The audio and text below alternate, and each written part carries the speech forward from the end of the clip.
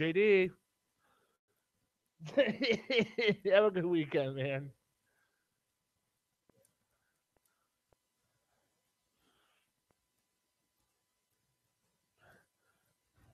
JD, get on the mic, get on the mic, get on the mic, Mike. Get on the mic or I'll shoot you. Get on the mic.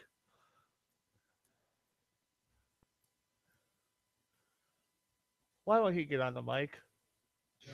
Hang on, stand by, hang on. How you doing, buddy?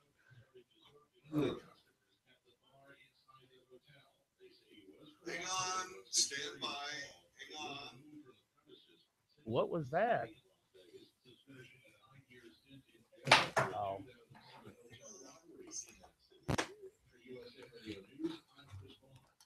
All right, you are connected.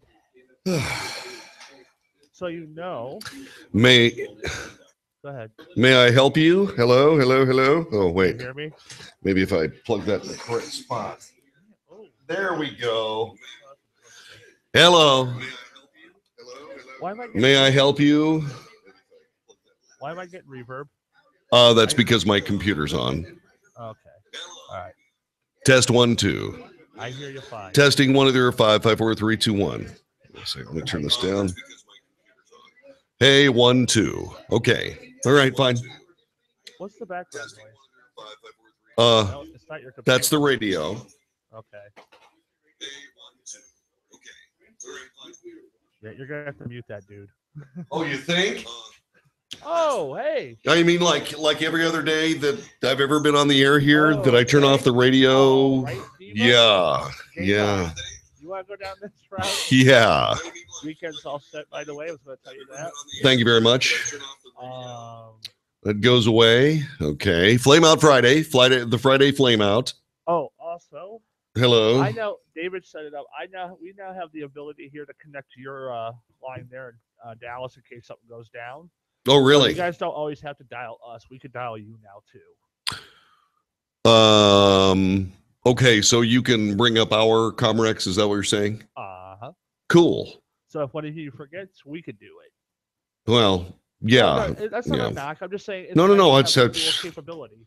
No, I appreciate it. No, that's fine. I got no problems with that. Yeah. So in this segment today, I'm going to have you and Mike talk briefly. That way, you guys can get a quick to know each other. So. Who? Mike. Oh, Mike. Taking over for me on Monday. On air or off air? Off air. Good. Okay. Yeah, he's gonna be doing what I do. Yes. Fine. Okay. Well, studio coordinator. What is his last name? Mike Hawkins. Mike Hawkins. Although we call him White Mike. You may kill Thorndike. Okay, let's see. Name that film. You can't. All right, so I got that, and I got that, and I got that.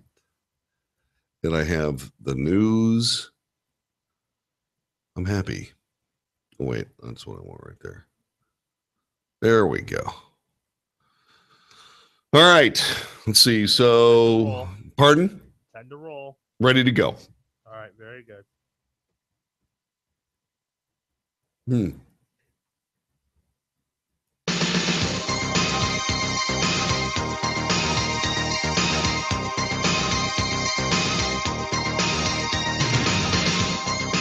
North to south, coast to coast, this is the Wells Report. My name is John David Wells. On the day before Veterans Day, it's another very important day from the United States military standpoint. It is the birthday of the United States Marine Corps. So if you are a United States Marine, happy birthday. 242 years of the United States Marines. The situation, when the Marine Corps lands anywhere, the situation is well in hand. And congratulations again. Happy birthday. On this 242nd day, this 242nd day of, or 242nd year of the United States Marine Corps. Veterans Day is tomorrow. Normally on the Wells Report, we stop and we remember veterans. As a matter of fact, people tell us stories about their favorite veteran. Now, this is not a story about someone who is no longer with us. This is a story of a veteran that you honor on Veterans Day. Memorial Day is a day where we honor our war dead. And yes, the Wells Report takes time to listen to the stories and listen to the memorials from family members and friends of those veterans who have left us. This, on the other hand, is Veterans Day, a celebration of people who are serving or have served the United States military. It's a day set aside to thank and honor all those who served honorably in the military in wartime or in peacetime. The Department of Veterans Affairs says it this way. It explains the holiday is largely intended to thank living veterans for their service, to acknowledge that their contributions to our national security are appreciated, to underscore the fact that all those who served, not only those who died, sacrificed and did their duty, or are doing their duty. Memorial Day, the VA says, is meant to honor those who have died while serving. What is the history behind the holidays? Well, the roots of Veterans Day go back nearly 100 years. The fighting during World War I stopped on November 11th, 1918, because of an armistice signed between the Germans and the Allies. November 11th was commemorated as Armistice Day by President Woodrow Wilson in 1919. A resolution passed by Congress in 1926, according to the federal agency, that's the Veterans Administration, called for November 11th to be remembered every year with thanksgiving and prayer and exercises designed to perpetuate peace through goodwill and mutual understanding between nations. Then, in 1938, Armistice Day was officially made a legal public holiday. Many soldiers lost their lives during World War II and the Korean War. In the wake of those wars, Armistice Day was renamed Veterans Day in 1954. In 1968, a law was passed which called for Veterans Day to be observed on the fourth Monday in October, starting in 1971. The change was made as a part of a move to give federal workers several three-day holiday weekends. The Navy History and Heritage Command blog, The Sexton, says online. But in 1971, 2 states observed Veterans Day on November 11th. Instead, the Sexton said that giving over time, other states did the same thing. President Gerald Ford signed a bill in 1975, which pushed Veterans Day back to November 11th, with the changes taking place in 1978. Ford said in a statement that he felt restoration of the observance of Veterans Day to November 11th will preserve in the hearts and lives of all Americans the spirit of patriotism, the love of country, and the willingness to serve and sacrifice for the common good, symbolized by this very special day. By the way, there's a little bit more than that. The armistice that actually ended the First World War took effect on the 11th day of the 11th month at the 11th hour. And so that is why Veterans Day is Veterans Day. And so, for your service, thank you. God bless you.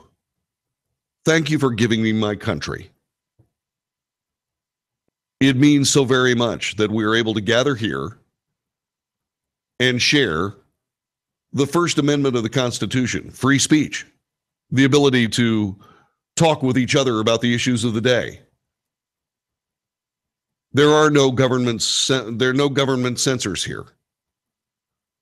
There's no death card in the deck if I happen to say something that I disagree with the government for whatever reason. And that's because of the work done by veterans throughout the history of this nation. This radio broadcast is sought to serve veterans every single day in some way, shape, or form. It is something that is terribly important that all of us stop and say, hey, wait a minute. There are just precious few people who do the hard work of freedom, who literally put their lives on the line and do the hard work of freedom. And that's why we honor them this day, and you can do so as well. Call us on the telephone at 844-972, make that 927-6691.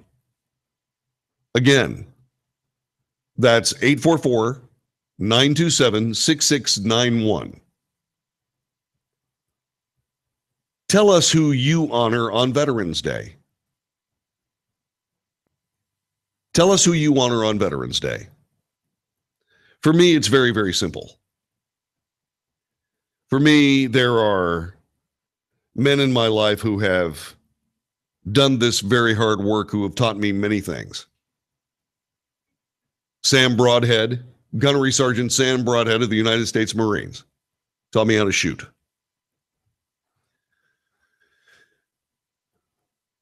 We had Spud Shelton, who was a Master Sergeant in the United States Marine Corps. He was the other military instructor in my ROTC program.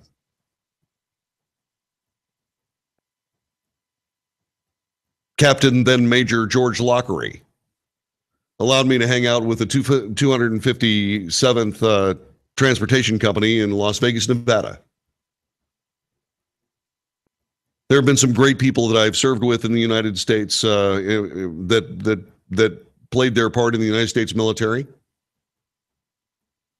Chief Phil Wells of the 4th Air Wing of the Texas State Guard. When he finished up his career, he joined the Texas State Guard. Same thing with Bob Moore. Chief Bob Moore taught me so much about life and the military. I can't tell you how much it means to me. Lieutenant Colonel Todd Halsey. Here's a guy who started in the Marine Corps, switched over to the United States Air Force, was an FBI agent, is a lawyer, and is now on the city council of the city of Burleson in this great state of Texas.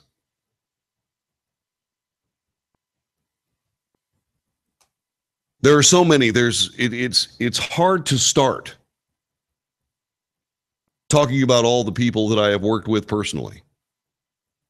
General John Kinsey, General Jake Betty,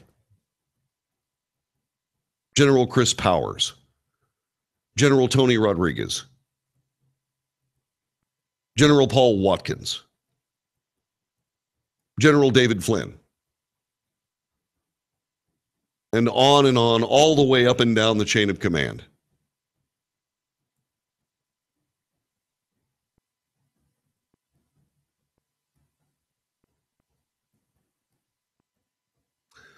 I have been able to serve in the Texas State Guard with so many of our nation's very best. And so today, Veterans Day, is where we stop and thank you. And we talk about your military. We talk about what you've done with it and what other people have done with it as well. Some good, some not so good. But who do you memorialize on Veterans Day? 844-927-6691. That's our telephone number. Who do you memorialize? Who do you remember? Who do you say thank you to? Living now. I said memorialize, bad choice of words. Who do you remember on Veterans Day? Who do you say thank you to?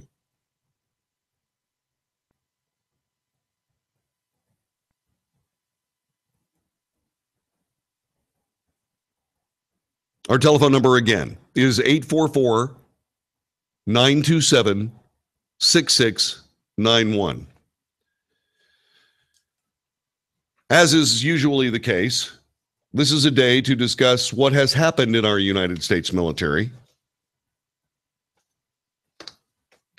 Many changes happened during the Obama administration. Some of those have had frank effects on the United States military. There are questions being asked in various news articles and various op-ed pieces. On Veterans Day, Americans salute the sacrifices who fought to protect the country and its ideals, but those who make those sacrifices are becoming more rare. And that's something that you need to keep in mind. Do you realize that the entire American Revolution was fought by 2% of the American population? We only have the United States of America because of 2% of us in the late 18th century. Texas was fought by 3%. The Revolution of Texas was fought by 3% of the people who live here in the Lone Star State. The Texas State Guard was there in 1823, and we're still here now. The oldest military force in the state of Texas.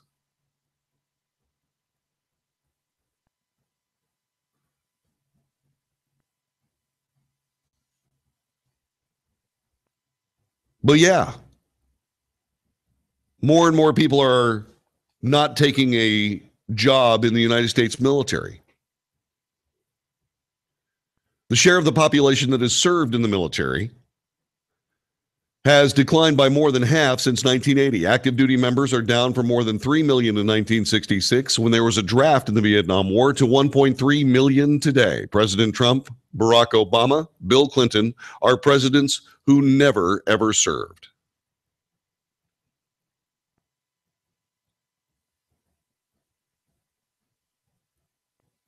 So we stand here today and we say there's so fewer Americans. Fewer Americans are serving. Well, and a lot of that is because of cuts in the military. A lot of this is a self-inflicted wound by the government of the United States.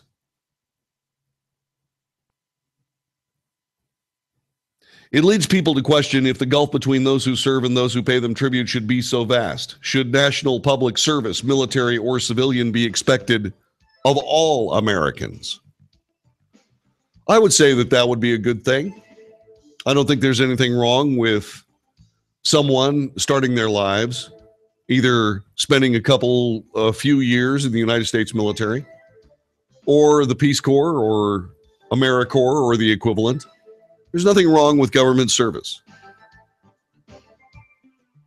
There are those of us who serve in the Texas State Guard. That works just fine. You're not veterans, but, it's government service. What I'd like to see is a much more robust military. I certainly hope that is in the offing for the Trump years, as this president works to fix some of the problems that have occurred before him.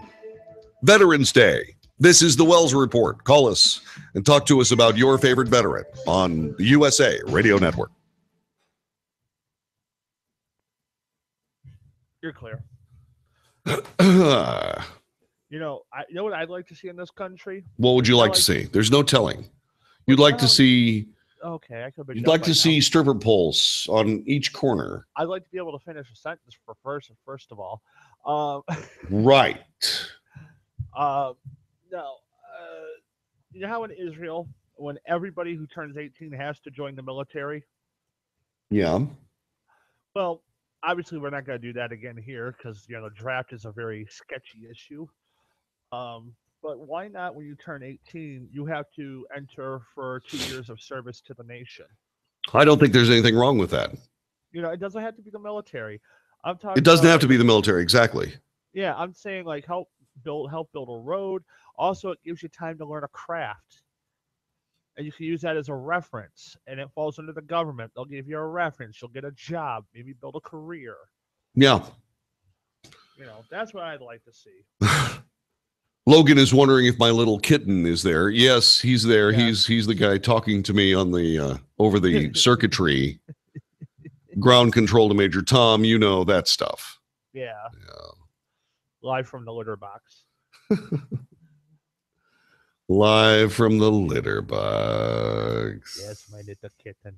My little kitten. Yes. Let's see. David Bailey, you were wondering why there wasn't a sink. We don't have the budget for it. In Tuned In, there's a Tuned In is post delay. So what ends up happening is that we run on a 10-second delay here. So if something bad happens, we have 10 seconds to fix it. So at the end of every segment, there is a 10-second runoff that gets us on time. more or less.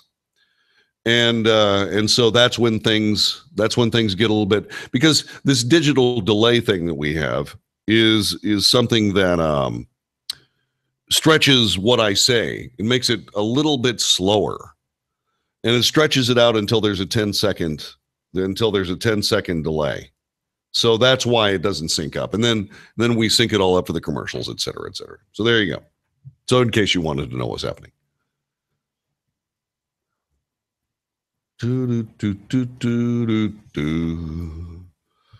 Ice, not the snare riff.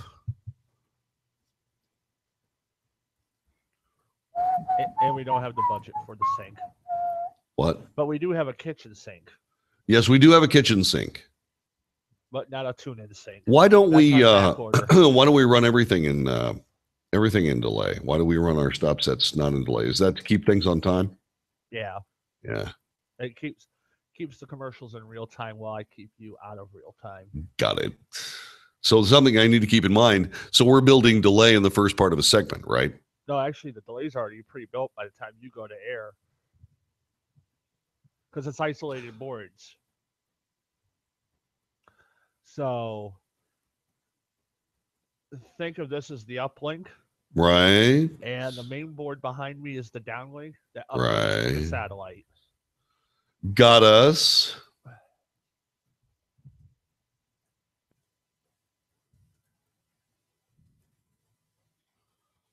Right, call and tell us who you think on Veterans Day.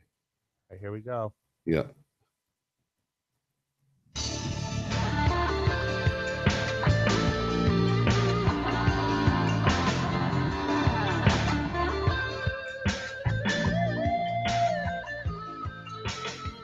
You are listening to the Wells Report. My name is John David Wells. I want to thank you very much for being a part of our radio broadcast. Waiting for you to call us at 844-927-6691, 844-927-6691. Tell us who you say thank you to on Veterans Day. Who do you thank on Veterans Day? Tell us why. 844-927-6691. The conversation is being brought up in various places around the United States, sometimes inside the government, where people who turn 18 years of age should be required to perform some kind of mandatory government service. It could be the United States military. It doesn't have to be. Could be the United States military. Could be the Peace Corps. Could be AmeriCorps. Could be a lot of those other government agencies intended for civilians, where you go and you build trails in national parks and national forests so that people can enjoy the great bounties of this great country. If you want to be in the United States military for a couple of years, that's a good thing too. There are a lot of people, a lot of people like me think that this would be a better society if mandatory, compulsory government service were a part of it. Do you agree? 844-927-6691. 844-927-6691. Service advocates, military veterans, political commentators have argued that a large-scale national service program, which would either encourage or mandate young Americans to spend time in the military or civilian service, would help unite the country. The idea has been proposed before, a solution to decline in civic participation, especially after 9/11. This fall, amid the nation's widening political rift, search interest for mandatory national service was at a 5-year high. Most recently, the idea of compulsory service entered the news with White House Press Secretary Sarah Huckabee Sanders' suggestion that Trump's Chief of Staff John Kelly shouldn't be debated due to his former rank as general. National service could bring the role of the military into proper perspective. Lloyd Green, the former staff secretary to George H.W. Bush's campaign Middle East Policy Group. So indeed, mandatory government service is a good idea, at least in my view. What about you? Do you think it's a good idea, or do you think that people should should, for all intents and purposes, be able to choose to serve this great country or not, as a matter of complete choice. Again, our telephone number 844-927-6691. Who do you say thank you to on Veterans Day? Do you believe there should be compulsory government service? Joining us is Logan in Dallas. Logan, thanks for joining us on KBDT. Yes, sir. John David Wells, heard coast to coast and nationwide and beyond. Did you ever think that it would happen? Did you ever believe that someday that we'd be a national network show? Yes, I did. That's yes, very sir, cool. I certainly did. Thank you. Because you worked on it for so long, but you are you. So, I mean, and you're not a political guy. So the fact is, truth spoken here. That's what we try to do. As it's been said. What do you think about what do you think about our topics? What do you think about national compulsory service for the government? What do you think about that? Absolutely. And let me tell you why. That'll turn those snowflakes into perhaps adults. And when you are tasked with defending your country, no matter what your task is, no matter where you are sent, that is your duty. That is your job to secure and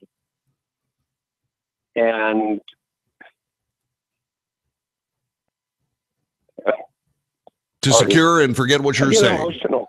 Oh, I'm sorry. No, I mean, protect your country and everybody in it.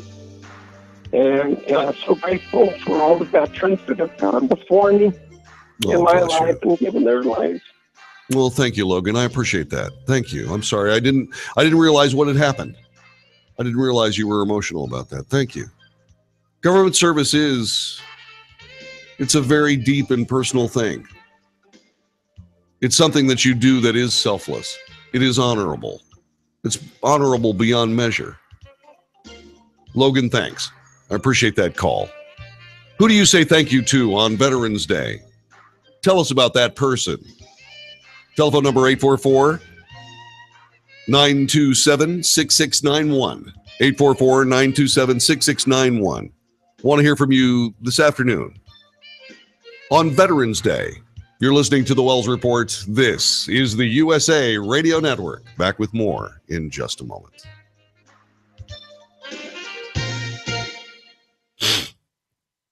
Oh, gosh. Logan, I'm sorry, man. I didn't realize that was an emotional moment for you, buddy. I'm sorry. We got a phone delay here, and I did not know what was happening. Please forgive me. I didn't mean to make light of that.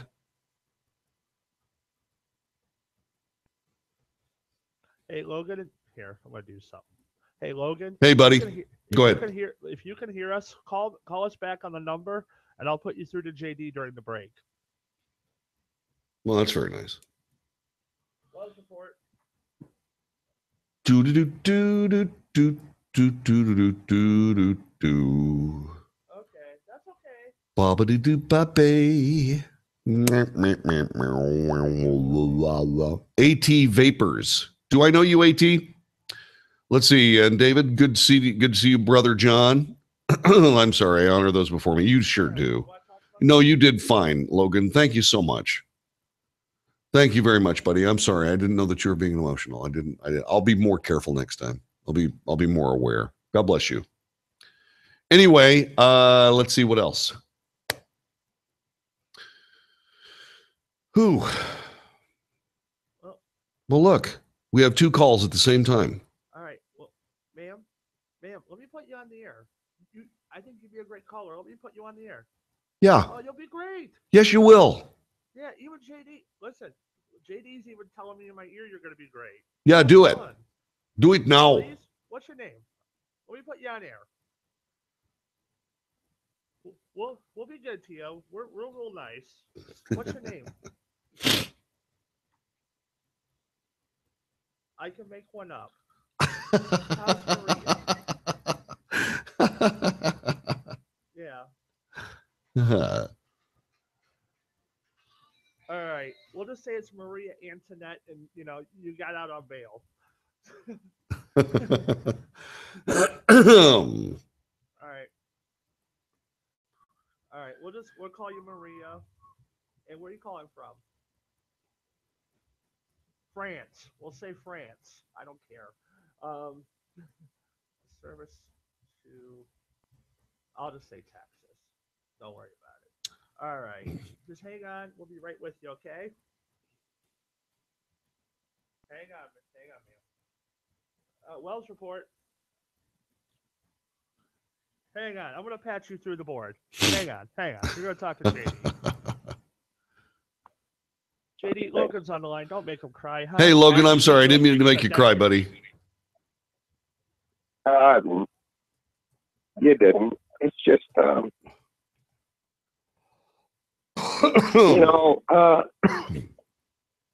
it's just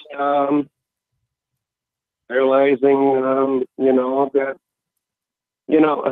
I get so sick and tired of people that disrespect the flag in the country. Yeah. They live here and they don't.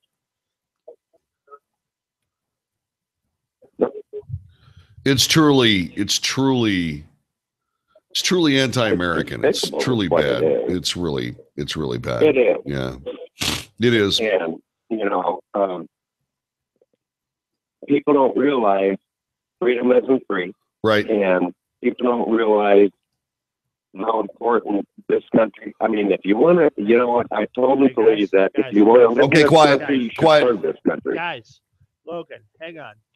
JD, you want to go back to him when we come back? Nope. All right. No, that's it. I'm done. Right. Thanks, Logan. Call back. Thanks, my little kid.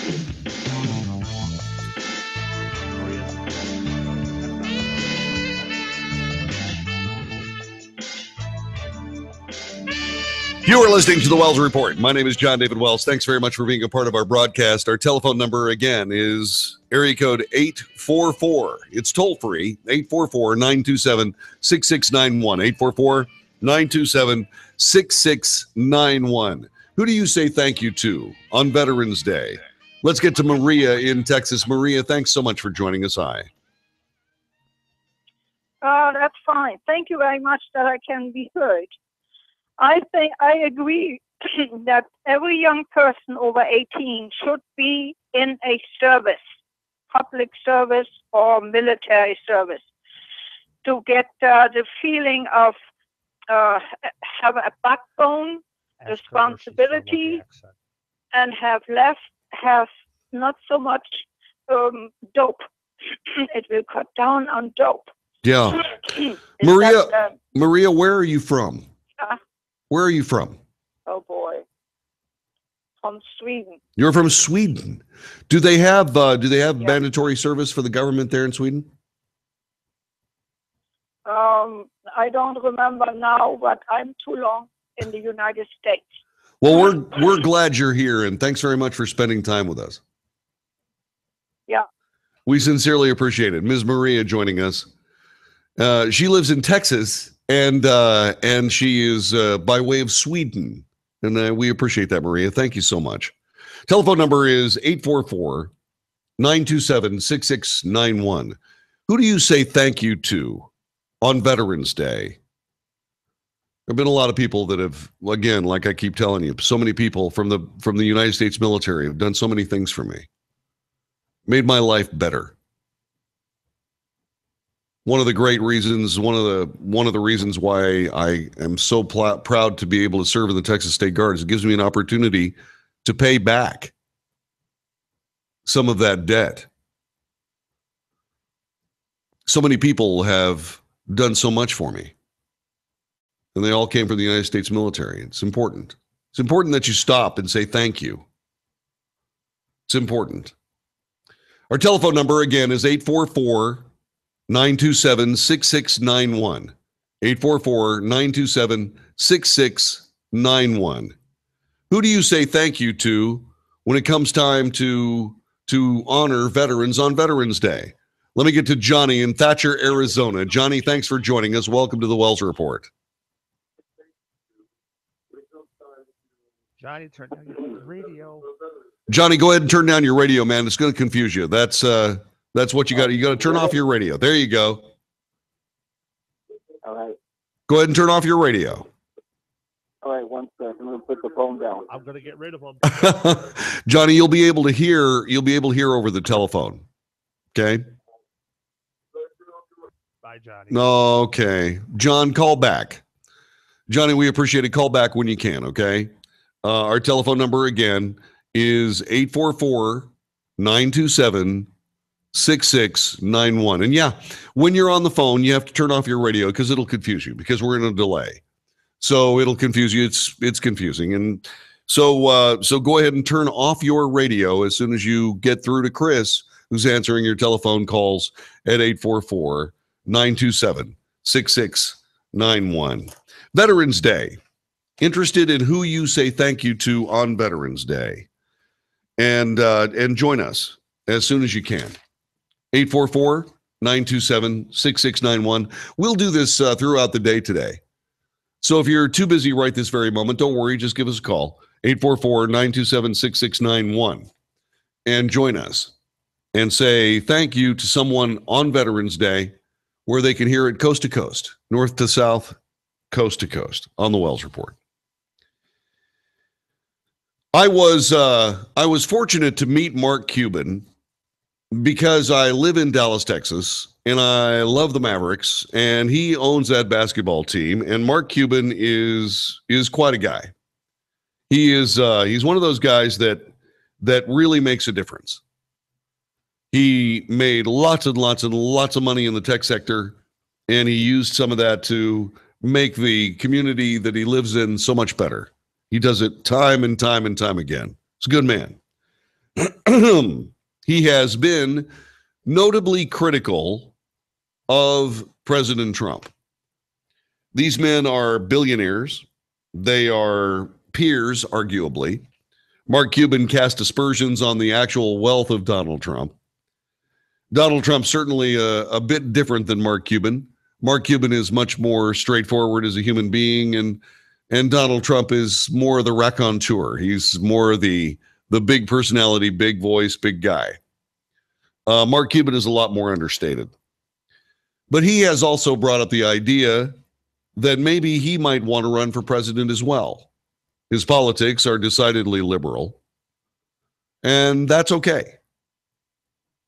I mean, I doubt very sincerely that I'd be able to vote for Mark Cuban because I believe in the United States of America. And right now, the Democrat Party just doesn't care that much about our country. That's what I see. That's just my opinion. If you disagree, by all means, join us. 844-927-6691. Please, by all means, when I say join us, I really would like somebody who's a Democrat to explain why what you're doing isn't anti-American. I really want to know. Because everything that I see is just trying to run the country off the road. Now, maybe like I said, I can be wrong. Just because it falls out of my mouth doesn't mean it's a nugget. It just means that it's really what I believe. This isn't an act. This is what I think. I think the Democrat Party wants to destroy our nation. That's what I think. And I don't know why it is that people who are Democrats, and they are listening to this broadcast, I know it, why they don't spend time with us and try to evangelize exactly why they believe what they believe. How does that work in their mind? The typical question I ask a liberal is, tell me what's good about a $20 trillion national debt. Haven't gotten an answer yet.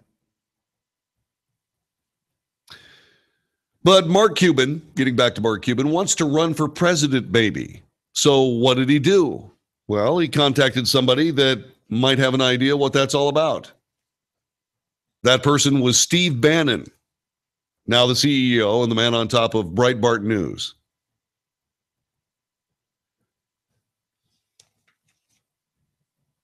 Mark Cuban privately reached out to Steve Bannon and said, talk to me a little bit about what a presidential campaign would be like. He was being interviewed by the Daily Beast, which is a left-wing news website. He said, Mark Cuban said that he texted with Steve Bannon a few times. None of those, he believed, had been more than one full sentence, but according to 4 sources familiar with their conversations, the two have been in touch for months about a possible 2020 bid. Bannon, those sources say, has encouraged Cuban to run and consider doing so as a Democrat. He says it's a realistic path to a viable presidential run. They talk regularly, said Sam Nunberg, a former Trump advisor who's close to Bannon. They're very similar.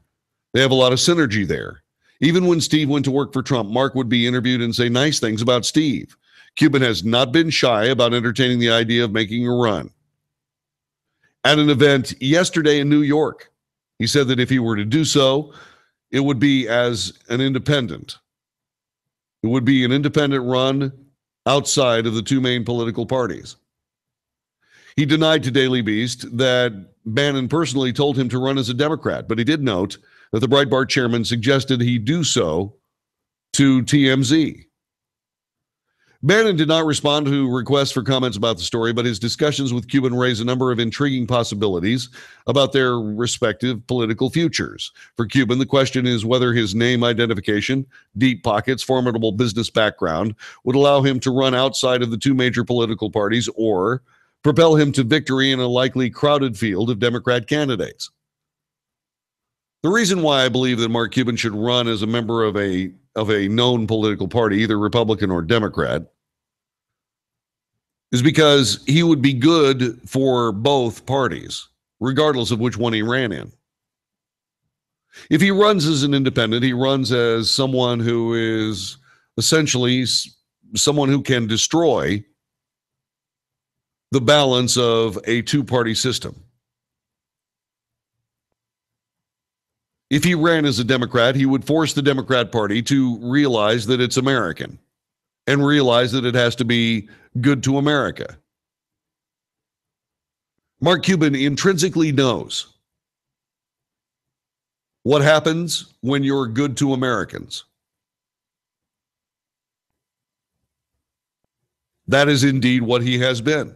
He has been very good to Americans, and they have been good to him back. And that should be the way it is. The government should act in service to the people of the United States, not in spite of them.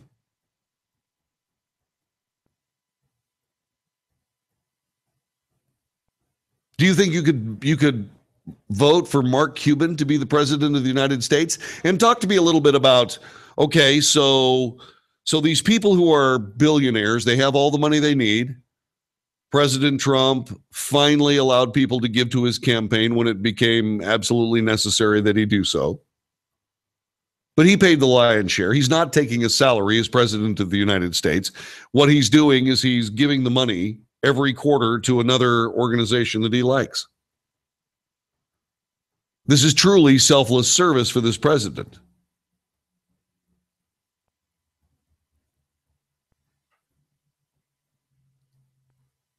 And so Cuban is a billionaire. He could do the same thing.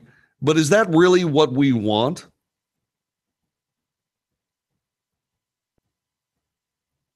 These are people who have taken the American system to the very limit. They are as rich as they can possibly be. They don't need to worry about money. They don't need to worry about fundraising. They don't need to do any of that. All they need to do is just show up and say, hey, you know what? I'd like to be in this debate, please. I'd like to file for the presidency of the United States in 2020. I want to see what I can say. I want to see how far I can take that.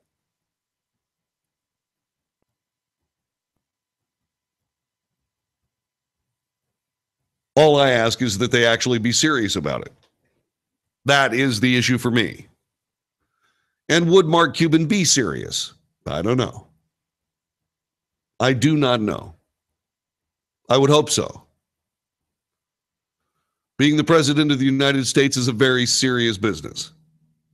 Very serious.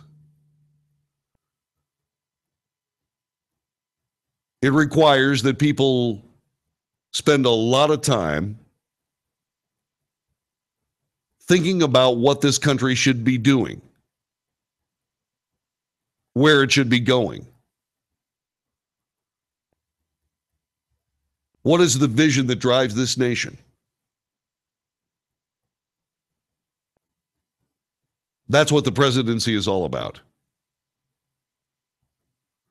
Telephone number is 844-927-6691.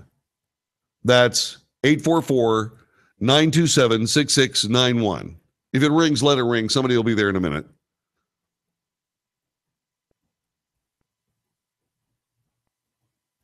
Our studio coordinator, Chris Campbell, is obviously stepped out for a moment, but just it's no problem. Just call, let it ring.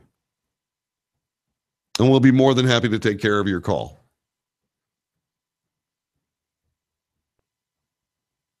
I wonder who else would be a good presidential candidate that's outside of the realm of politics.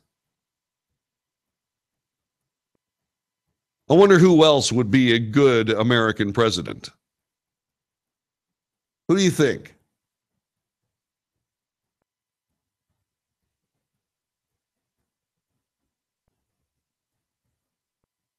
Right offhand, I'm trying to figure out if there's anybody that I can name that isn't in politics already.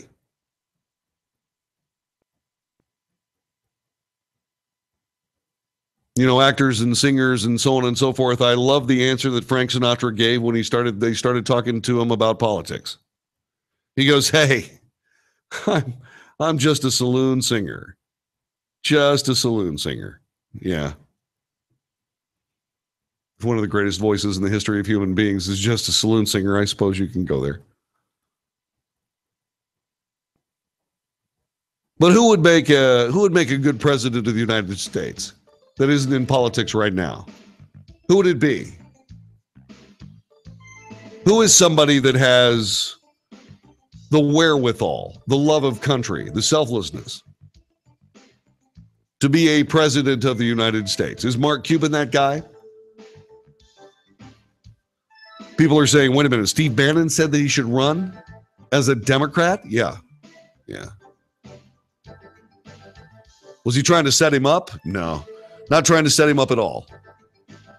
Not a bit.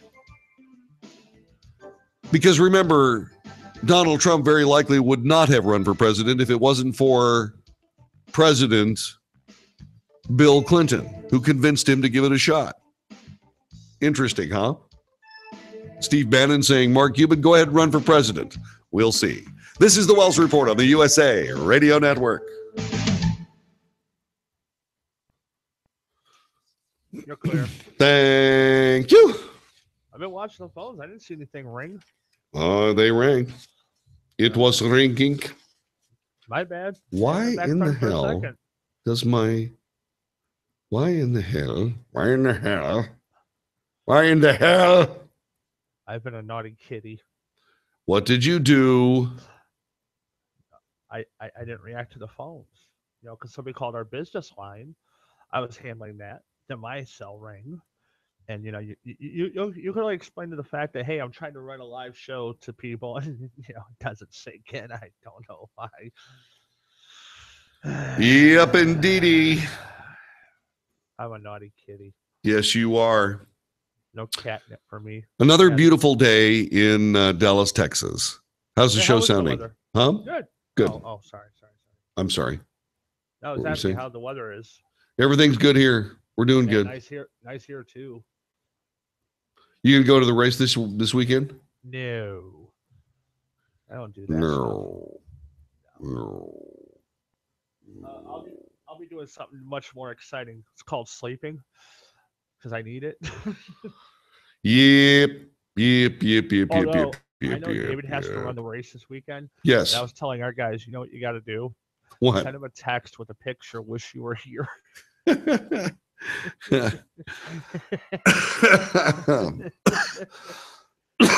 Boy, I'm looking forward to killing this thing. What's that? Oh, the cold? Yeah, you do sound better. I feel better. Yeah, you do sound better. Oh, phone call. A phone call is poured in. We'll be a guy with his radio turned down. Yeah, make sure he turns his radio down. Oh.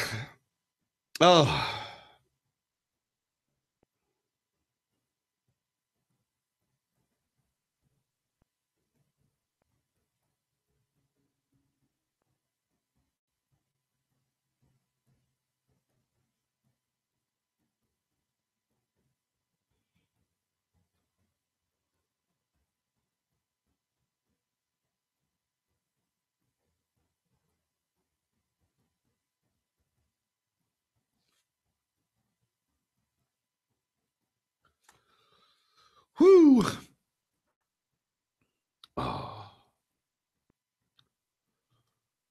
Okay.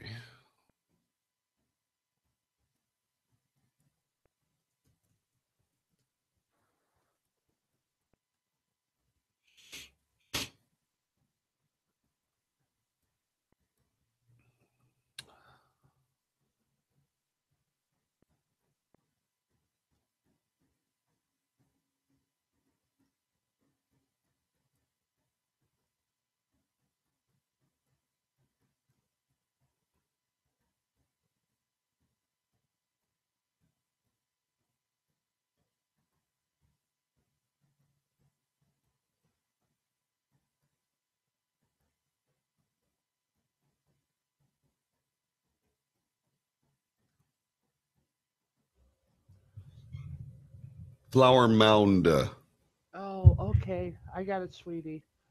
There you go. There you go. There you go, my little. Wow. Okay, is that better? You're killing me, dude. Is that perfect? Don't have I'm some. gonna go fluff the pillows and make you some muffins. I'm going to make you some muffins. Never mind. It's too easy. Here we go.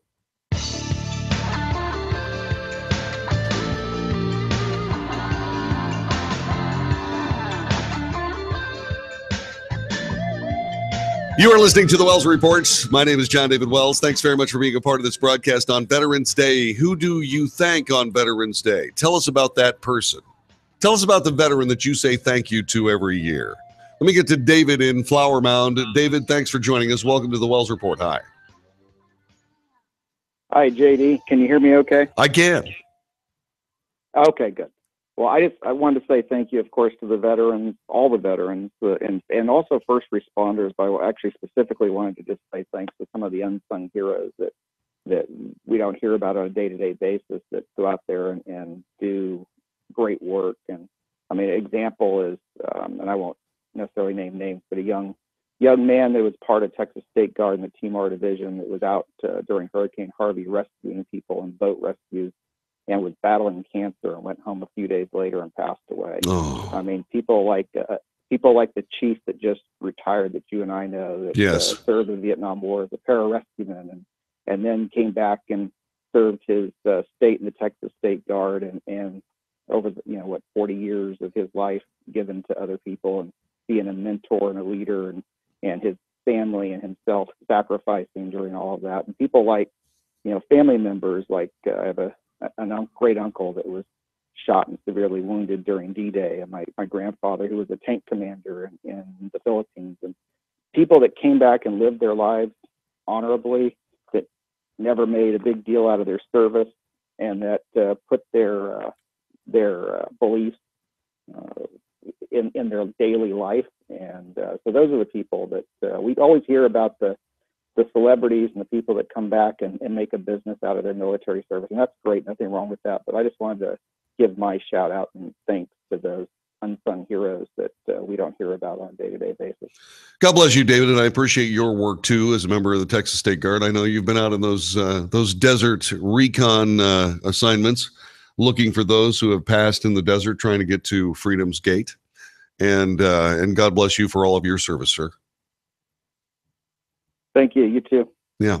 Have a great day. You too. Thanks very much. Appreciate it. David from Flower Mound joining us on the Wells Report here on the USA Radio Network.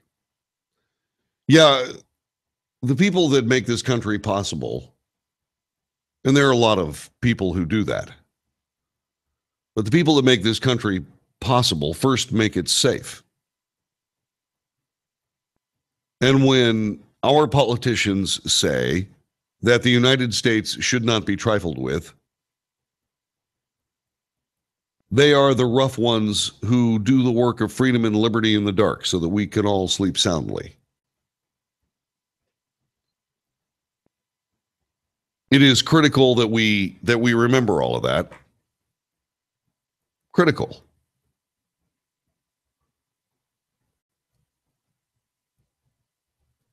Because if we don't, for whatever reason, we will lose all of the great things that we have. We can't afford that. We simply can't. We must have those things that make this country great.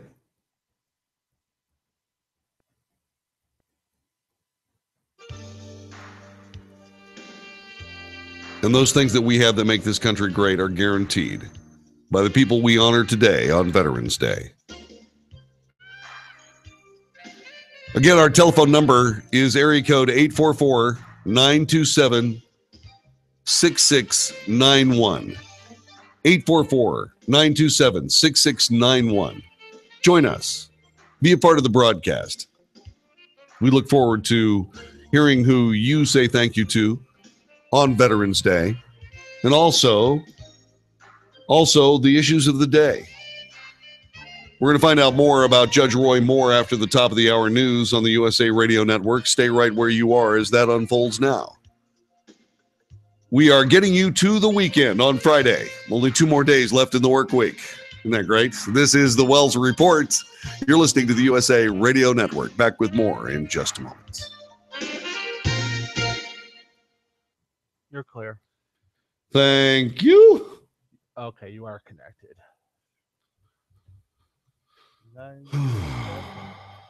Good first hour. Thank you, man. Yeah. Got some calls Yeah. for a change. Yeah. You know what I would say? If I had to give thanks, it would be to anybody who served in the armed forces. Thank you for your devotion to an idea greater than any of us. Hear, hear. You didn't know I was that smart, did you? Of course I did. No. You just call me your bored monkey. I do Let me not. have a little fun. Call number Wow. 6691. Oh, wow, I was off. There we go. All right, I'm going to step away for a second or two. See how much you could enjoy save the over summer existing recap credit of card who you debt are. No by visiting personality, Marcus.com All right. and check out a See you in a minute. no-fee personal loan See you in a few. from Marcus by Goldman Sachs.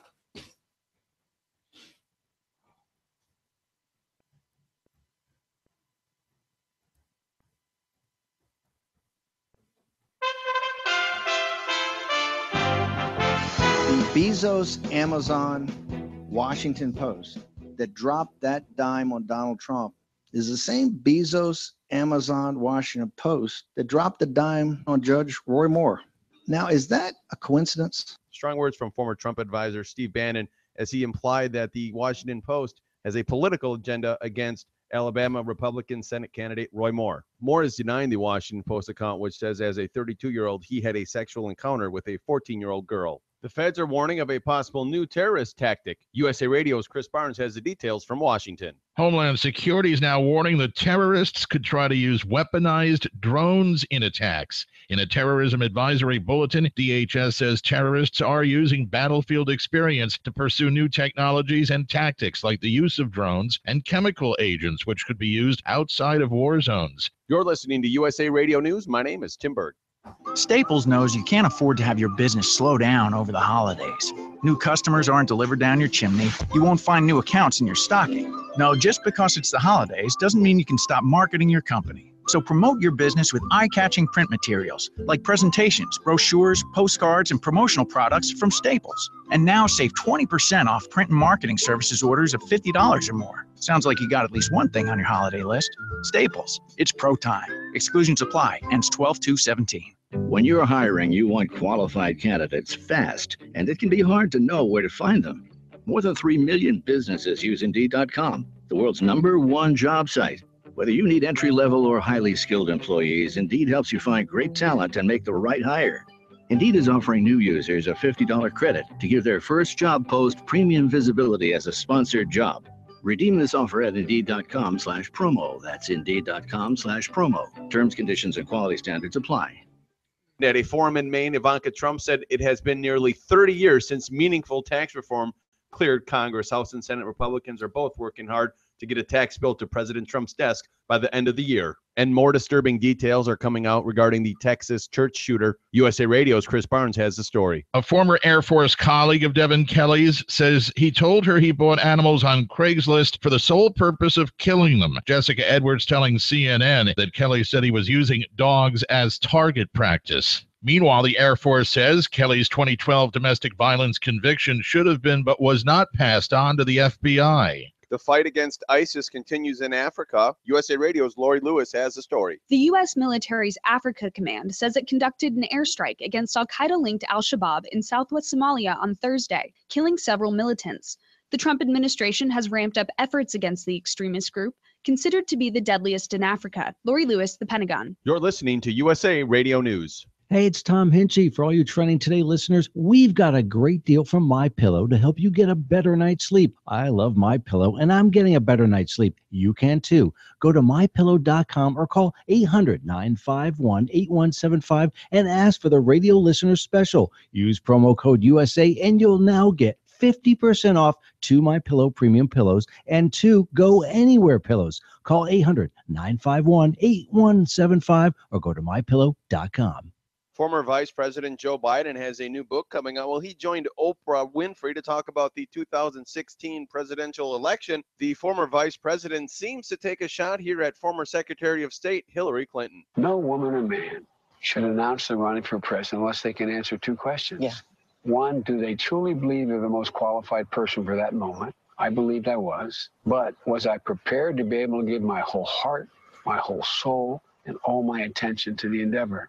And I knew I wasn't. Parents and grandparents, listen up if your child has a fidget spinner. USA Radio's John Clemens has a story. That warning follows lab testing on 2 of the fidget spinners sold in a number of Target stores. Kara Cook-Schultz of the U.S. Public Interest Research Group in Denver tells us what their lab test revealed. One of the fidget spinners contains 33,000 parts per million of lead. That's 300 times the lead limit for children's products. That lead can enter their body. Even low levels of lead exposure in young children can undermine their IQ, their attention.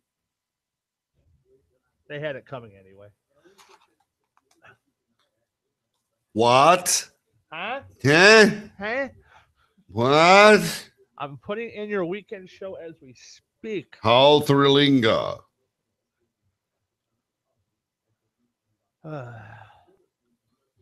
How thrilling, thrilling of how. What? Huh? Huh?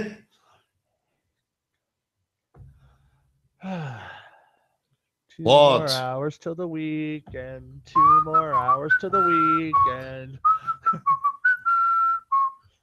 I'm gonna sleep a long time.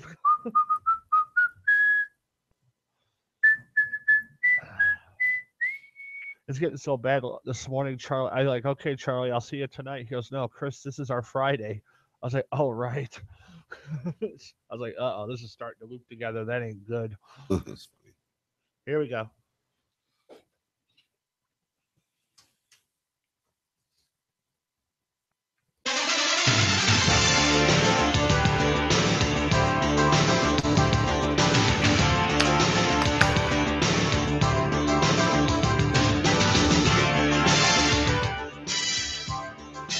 North to south, coast to coast. You are listening to the Wells Report. My name is John David Wells. This is the USA Radio Network. Thank you very much for being a part of this Friday afternoon. Coming up later on this afternoon, say, for example, let's say, I guess it would be 5:35 Central Time, 6:35.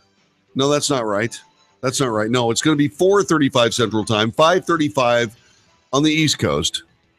It would be 3:35 in the Mountain Time Zone, and it'll be 2:35 on the West Coast. We will have the Friday Flame Out This is an opportunity for you to complain about anything you want to, live and in person, across the mighty USA Radio Network.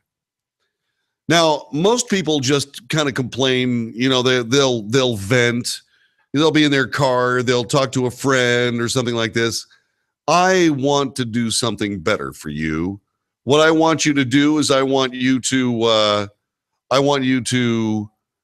please, by all means, be able to complain, to curse at length against the gods, even in iambic pentameter.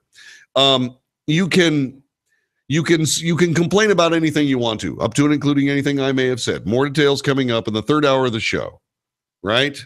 Third hour of the show, the Friday Flameout. By the way, we are keeping our eyes on something here. There's been one person hurt in a possible explosion in Houston. One person is being treated for injuries following a possible explosion in Houston, Texas. Flames broke out this afternoon at the Whitehall Hotel downtown. There is visible damage to the exterior of the hotel. It appears mostly to be smoke damage.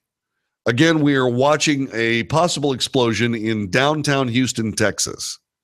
Keeping our eyes peeled on that, and we'll bring you more details as soon as they become available here on the Wells Report here on the USA Radio Network. So there is a person who is running for the Senate in Alabama. His name is Roy Moore. Roy Moore is a decided conservative Senate candidate. He is arguably a Tea Party guy.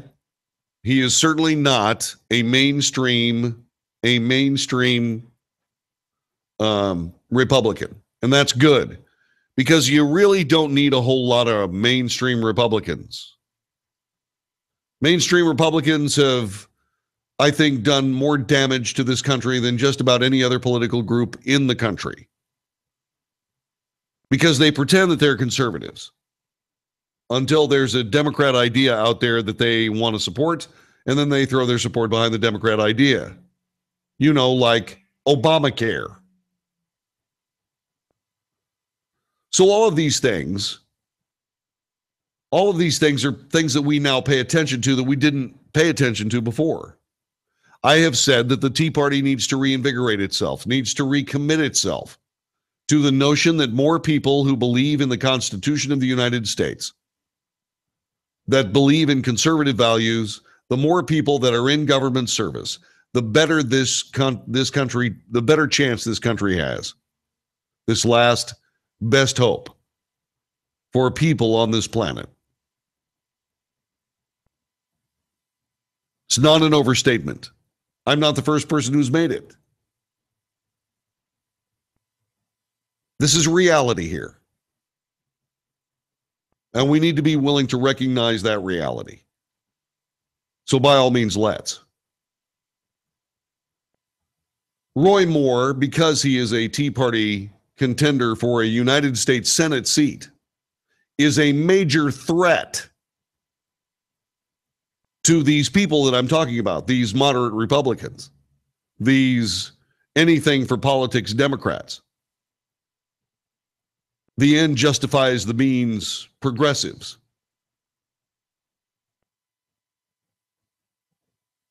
All of these people, every single one that I've mentioned up to this point, these groups of people have a vested interest in trying to defeat Supreme Court Justice Roy Moore of the Alabama Supreme Court, now running for the United States Senate.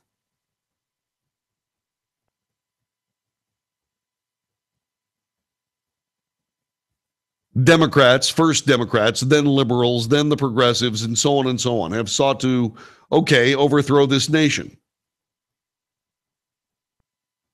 Overthrowing the nation becomes infinitely more difficult the fewer Republican moderates that are in office, replaced by Republican conservatives, conservative Republicans.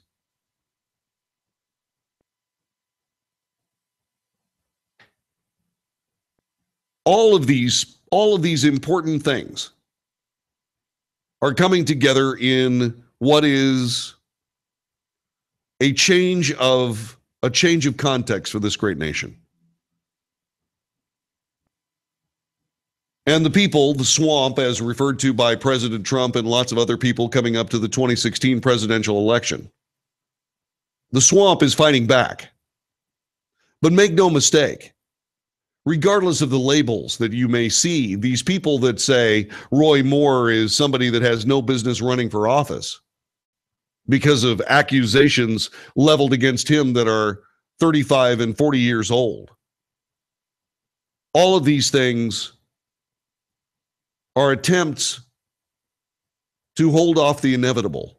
That inevitable being the people of the United States will indeed rule themselves at some point. We the people is not just the first, those aren't just the first three words of the Constitution. We're the landlords. We own this nation, and we're not giving it up. No matter how many sweet-talking, anything for politics, human being wants to step up and try to lie us right out of the greatest nation on earth, we're going to have this nation. We're going to have a government that works for us, not in spite of us. But let me tell you something. There are a lot of people lining up to try to run Roy Moore out of this race. Whoever it was that decided to get this now 53-year-old woman, 39 years ago, something supposedly happened that I'm not sure actually did happen. But since it's very, very difficult, if not impossible, to prove that it didn't happen, the Washington Post went with it. Really? And so Roy Moore, strangely enough, this comes out some 3 or 4 weeks right before a runoff election that may decide the United States Senate. He is in a position where he can still win. This is something that Chris Cillizza has pointed out. He is the CNN political editor at large. He is not a friend of conservatism or the Republican Party, but writes, Senate Republicans face a dire reality in Alabama following sexual misconduct accusations about Roy Moore, their Senate nominee in Alabama. They want Moore gone from the race, but are largely powerless to make that happen. Thankfully, they are powerless to make that happen.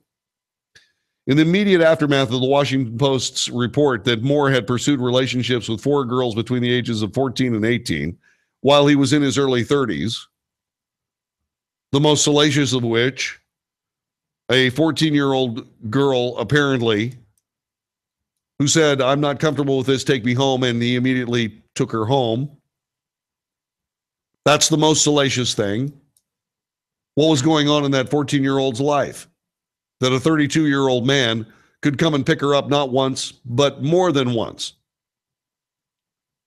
Drive her 30 miles out of town, 30 miles back, so that's an hour right there. And nobody noticed she was gone? Nobody asked her where she was going? Well, she told her sisters. Oh, really? What did they do with the information? Nothing. Was a crime committed? Apparently not.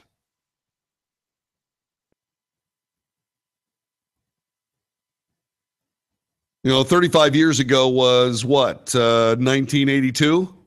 1979?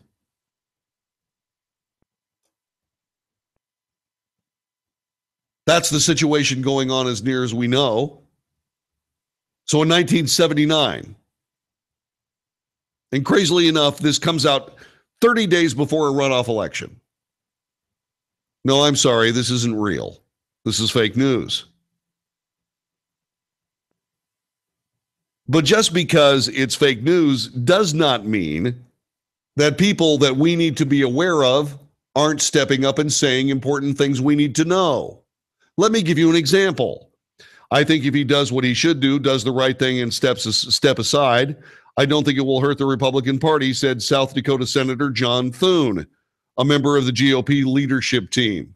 One of those moderate Republicans that I keep telling you about that are the most dangerous political figures in the United States. So based on an accusation with no proof whatsoever, Senator John Thune thinks that Roy Moore should step aside. Yeah, that's because he doesn't want another Tea Party senator crawling down his back on important issues like, what are you going to do about this $20 trillion national debt, Senator Thune? So all of these names you need to be aware of so that you never vote for them again. If you're in South Dakota listening to my voice, what I want you to do, seriously, I want you to find somebody else to run for John Thune's Senate seat. Get rid of this guy. He's not somebody that believes in a government that serves Americans. He's somebody that believes in a government that serves itself.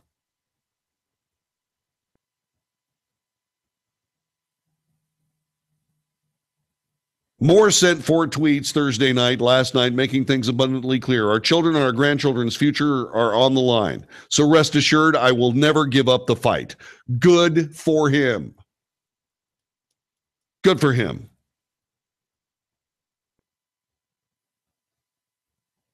Not a ton of great options, even fewer if he insists on staying put, acknowledged one senior Republican Senate strategist, granted an anonymity to speak candidly about the Moore situation. That's a typical moderate Republican right there. Yeah, I'll tell you what I think, but I don't want you to let anybody know that it's me. Because that John David Wells guy on the USA Radio Network, he's going to say I should be diselected like he did with John Thune. Yeah, because he's really nailed us to the wall several times. Yeah, this John David Wells guy, he really knows what we're doing.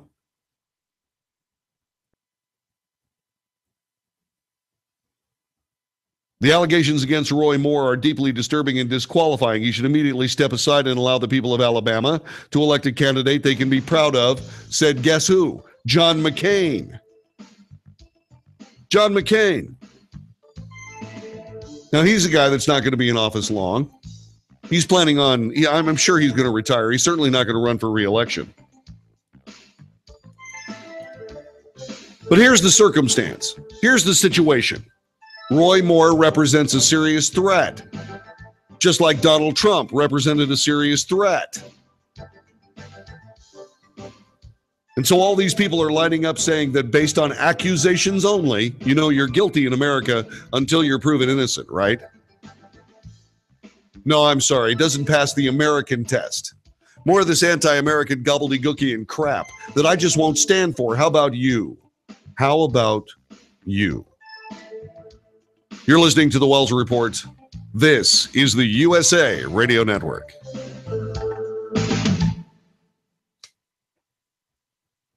2 and 3, you're clear. So, doing the follow-up on Houston. There's nothing new, really. Sounds like just looks like it was an electrical fire that exploded. What? No, that thing in Houston? Yeah. I don't think there's going to be really much developing with it. Okay. Thankfully. So, I may have, for that segment, Flash Me Friday, whatever we're calling it. The Friday Flameout. That's what I said. I have music for it, I think. What is it? Hold on. It can't be anything that anybody knows. Oh, come on. It has to be this. If I can get this to play.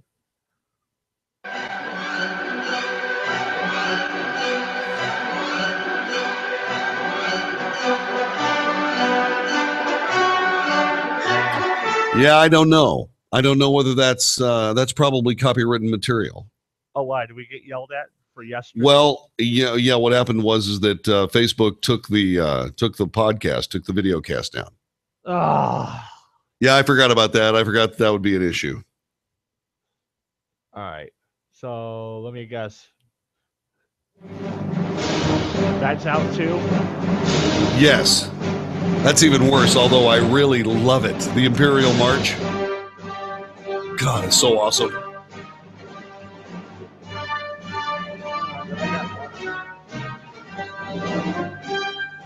Why should we play that music random? Ooh, hang on.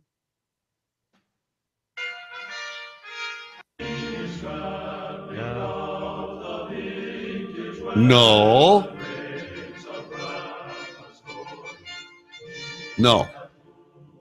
No, what you need to find is you need to find. No. You need to find something that's generic. Something that's not copywritten. Lovely. I don't think I got anything then. Sure you do. I'm telling you, I don't. Not anything I would play from our library, because that library we're on a open mic cast. Never mind. I'm sure that there's a piece of music in there that's perfect. Time enough to go look through our 1981 beats. Yeah. Yeah. So I'll Yeah, find that's something right off the top of my head. it's what's old is new again. Lord Izo. There's a guy on the chat room, I think. Lord Izo, did he leave? Lord Izo, did you leave? That was my radio name in Reno. Did you leave? I never worked in Reno. I never worked in Reno either. I never worked in Reno. In Reno. Man, that feels good. I'm rubbing my foot on the bar of the stool. Man, that feels good. Ooh, we could use classical. No.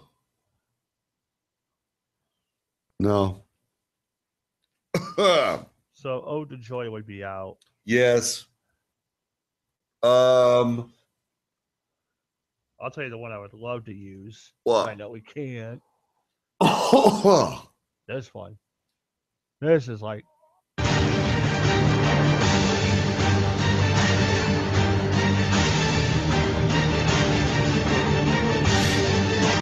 Yeah. Right. Sorry. Yeah, we only want to create. Never mind. We'll just sit here with our thumbs in our eye sockets doing nothing. Thank you. Not yelling at you, JD. Uh-huh. Not yelling at you. Here we go.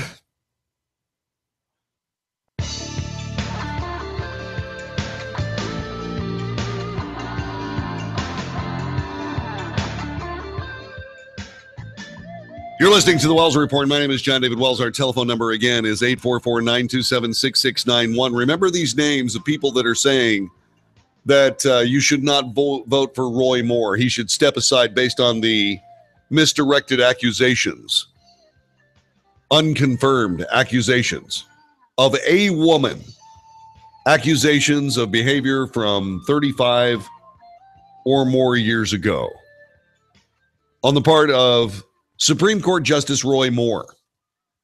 Here's a guy that ran as a district attorney, ran as a judge, ran as a Supreme Court justice over and over and over and over again. But strangely enough, we only find out about this supposed sexual harassment mess 30 days before a Senate runoff election. Really? Can you say transparent? Can you say cynical abuse of the people? I sure can. So John Thune says, hey, this accusation alone is enough to have you step aside. No, John, it isn't. As a matter of fact, what it is it gives you an opportunity to step out into the light and show just how un-American you actually are. John McCain is thrashing about left and right as he confronts the fact that his career is coming to an end. But there are other people.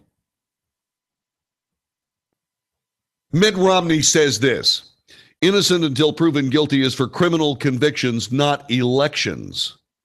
I believe Lee Korfman. Her account is too serious to ignore. Moore is unfit for office and should step aside. You know, Mr. Romney, I don't have to say anything about your political fortunes because the American people have already said it over and over and over again. There is something about you they don't like. You weren't asked to step aside. You were told to step aside by the people of the United States. Perhaps you should continue doing so.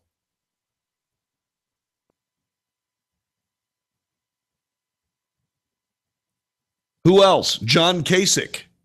John Kasich, the biggest jerk in American politics. Literally the biggest jerk in American politics.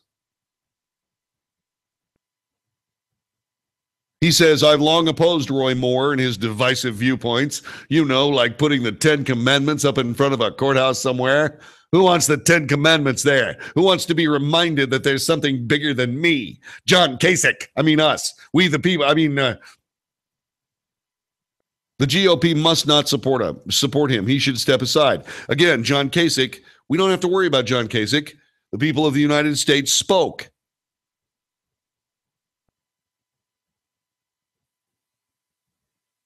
But here they are, peacefully stepping up in the plate and saying, no, I'm sorry, an accusation is enough.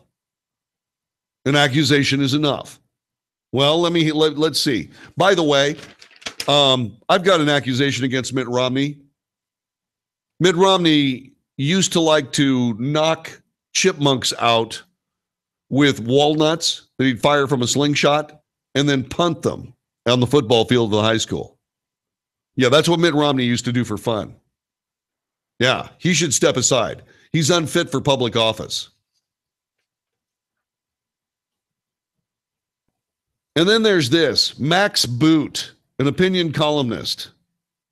You may have thought the Republicans had sunk to as low as they possibly could go last year when they nominated for the presidency a man who was singularly unfit morally and mentally for the post. By the way, remember, he's talking about us because we voted for him. Yeah, we put him in office.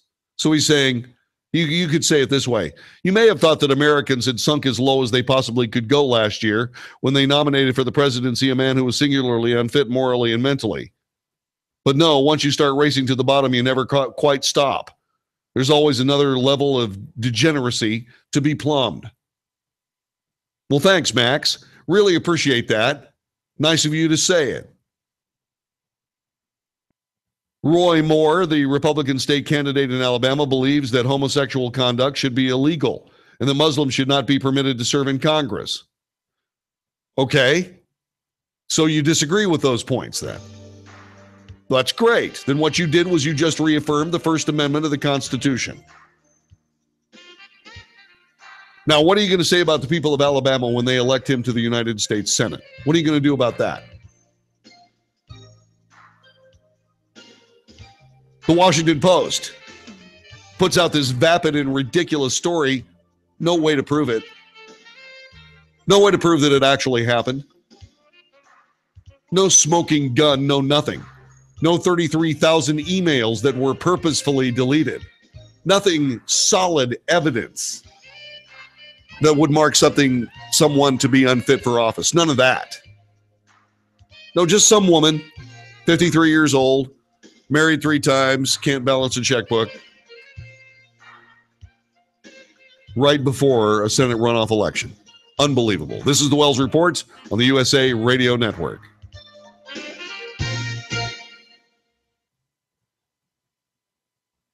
You're clear. Why, thank you.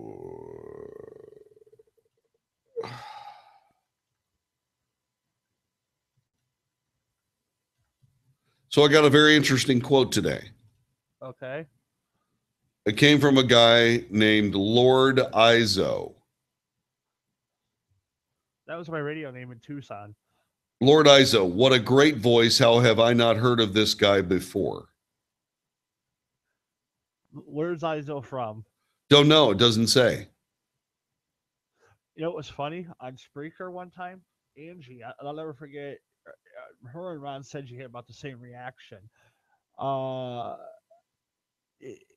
know where we get a lot of listenership from on this network for some of our shows? And I'm not kidding when I say this. The Islamic Republic of Iran. Really? Yes. And one week we had about maybe 7% on our Spreaker numbers coming from Iran. Wow. The mullahs love us over there. The mullahs. They love us. Let's see. Roy Moore is not their guy, thank God, because he was on from 8 until 12 on another channel. Who are you talking about, Vapors?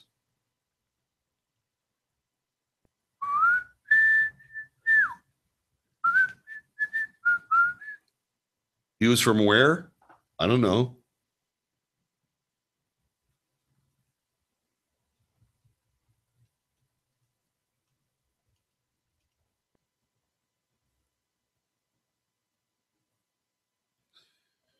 You. Because he was on for, that's why. Oh, that's why he hadn't heard of me. Yeah. Yeah, that's right.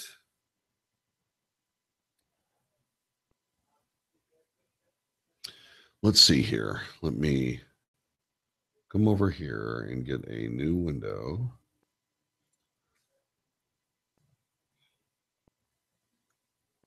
Hey, by the way, I saw the report on Mitt Romney with the chipmunks. The victims had names. Oh, Alvin, did they? Simon and Theodore. Right. Yeah. Wasn't good. Then they were left out there to die. Poor Simon can't walk without a cane. Right. David Seville. It ruined David Seville's career. Oh yeah, wrecked his career. Now he's sitting in front of the Greyhound station in Tulsa. Funny. Yeah, it's not having to sell himself on Craigslist. It's a whole thing. All because Mitt Romney likes to beat up the chipmunks. I hope you're happy, Mitt. Alvin, Simon, and Theodore. Simon, Theodore, and Alvin. Yeah. David. Alvin!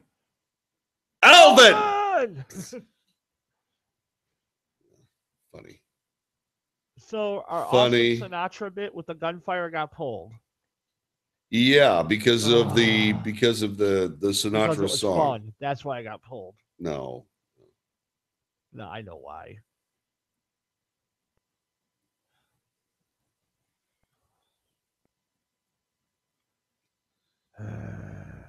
Here we go.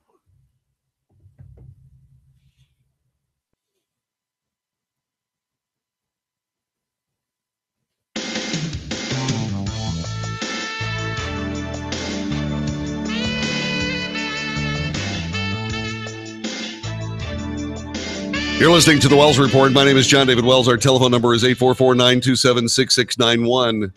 927-6691. Area code 844-927-6691.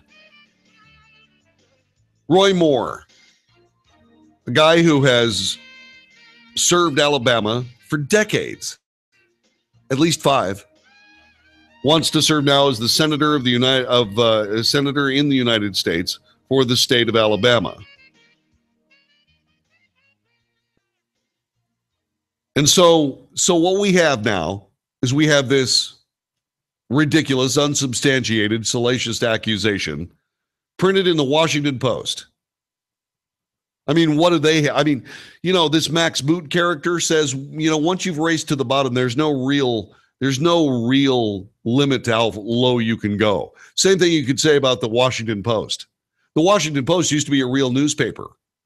Now it's nothing more than a propaganda sheet for the Democrat Party, which explains why it is that they're printing you, Max. Because any accusation will do in politics. Any accusation.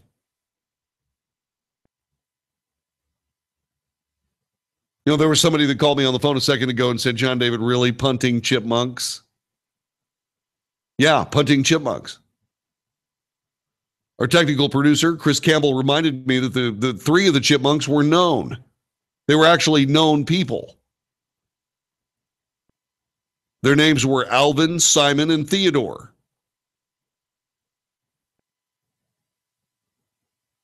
Alvin was so badly concussed from the punting that he doesn't even know his own name.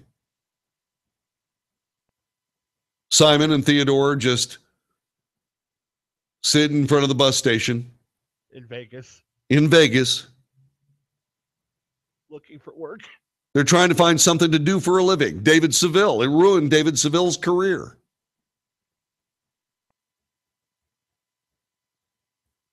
All because Mitt Romney decided to punt chipmunks after knocking them from the trees with walnuts.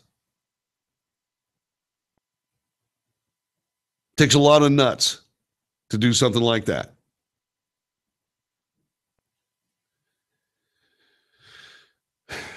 So Mitt Romney should never ever run for office again because he's a serial chipmunk punter.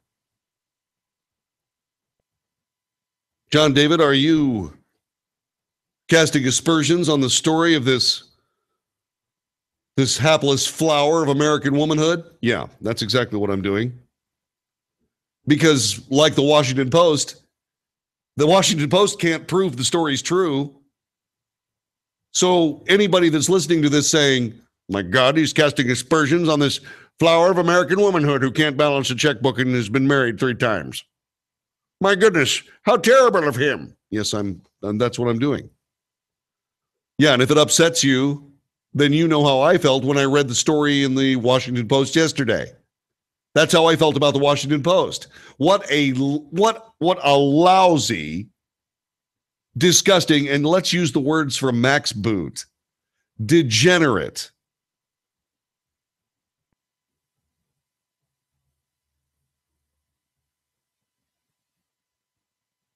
So Max Booth, this opinion columnist, says Roy Moore's response, or the response to Roy Moore, shows the GOP deserves to die. Really? Well, thank you there, Max. Now, I certainly hope you continue enjoying the oblivion from which you sprang.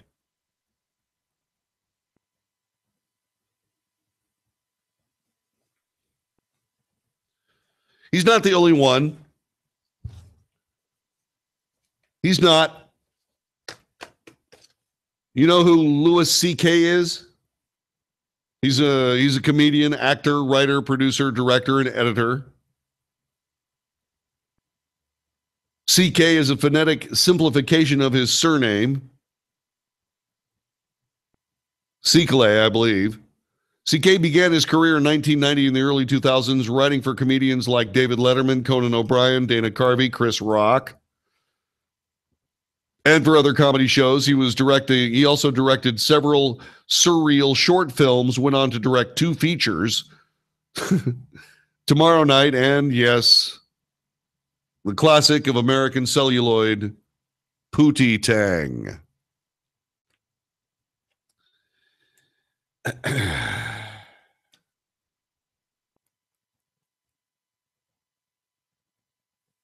There are people that do not believe that Louis C.K. has much talent, but there are a lot of people that believe that he is a serial sexual harasser. He was accused of sexual harassment by several women, and here's what he said. Check this out. These stories are true. At the time, I said to myself what I did was okay because I never showed a woman my protuberance without asking first, which is also true. But what I learned later in life, too late, is that when you have power over another person, asking them to look at your protuberance isn't a question. It's a predicament. You knew I'd get that word in there somehow, didn't you? The power that I, Louis C.K., had over these women is that they admired me, and I wielded that power irresponsibly. So Louis C.K. just says, yeah, these stories that you're going to hear and you have heard about my particular sexual harassment proclivities are true. Is this going to help him? Something tells me it's not. Something tells me people are going to say, well, it's not enough to apologize. It's not enough to apologize. So why say anything at all? Just be still. Don't say a word. Louis C.K. said, I wish I had reacted to their admiration of me by being a good example to them as a man and given them some guidance as a comedian, including because I admired their work. The hardest regret to live with is that you've hurt someone else. I can hardly wrap my head around the scope of the hurt I brought on them. I'd be remiss to exclude the hurt that I brought on people who I work with and have worked with whose professional and personal lives have been impacted by all of this, including projects currently in production. The cast and crew of Better Things, Baskets, The Cops, One Mississippi, and I Love You, Daddy. I deeply regret that this has brought negative attention to my manager, Dave Becky, who only tried to mediate a situation I had caused. I brought anguish and hardship to the people at FX. who gave me so much. The Orchard, who took a chance on my movie, and every other entity that has bet on me through the years. I brought pain to my family, my friends, my children, and their mother. I've spent my long and lucky career talking and saying things that I want to say. Now I'm going to step back and take a long time to listen.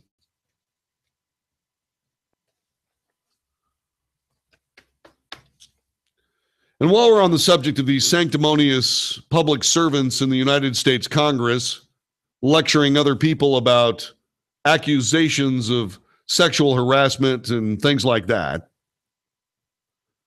let me bring you a small piece of news from Barnini Chakraborty of Fox News. She reports that in Congress there's a little-known law on the books. It's been there for more than a decade, that gives anyone accusing a federal lawmaker, a senator or a representative. There's a little-known law that's been on the books for more than a decade that gives everyone accusing a federal lawmaker of sexual harassment the right to sue, but only if they consent to a lengthy, drawn-out process that includes a written statement within 180 days of the incident, 30 days of counseling, another month or so of mediation. During that time, the claimant's employer will be notified. The lawmaker's identity will not be spoken of. It will remain confidential, even if he or she is found guilty. Should there be a settlement, there have been many, the American taxpayer pays the price. We are paying into a fund. It's a slush fund that takes care of sexual harassment claims against America's politicians.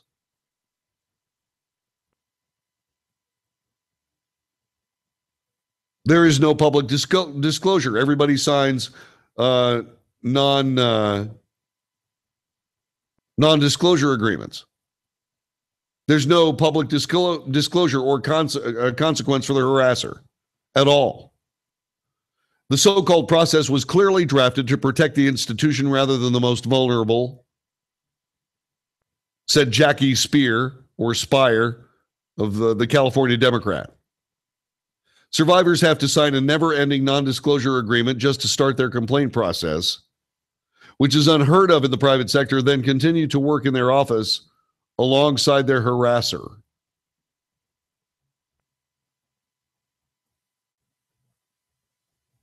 The money comes from a special U.S. Treasury fund.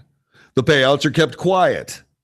That means those to be found at fault are publicly shielded. They don't have to pay a penny for out-of-pocket settlement costs.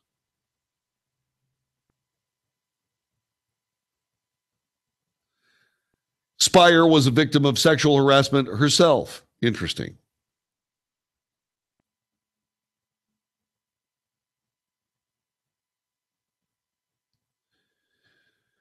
What she wants to do is overhaul the complaint process in Congress and provide badly needed transparency and support for survivors.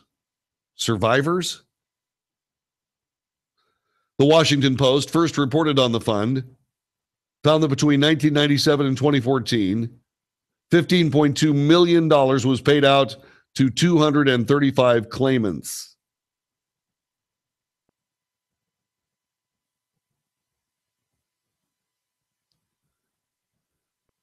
Jackie Spire says that she hopes CNN would make it possible for this story to be told later this year, and that the story would support her bill to require House members and their staff to take anti-harassment training.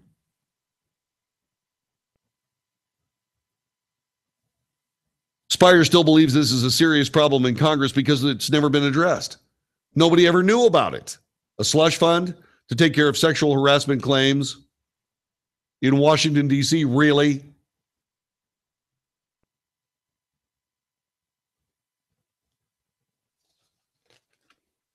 So once again,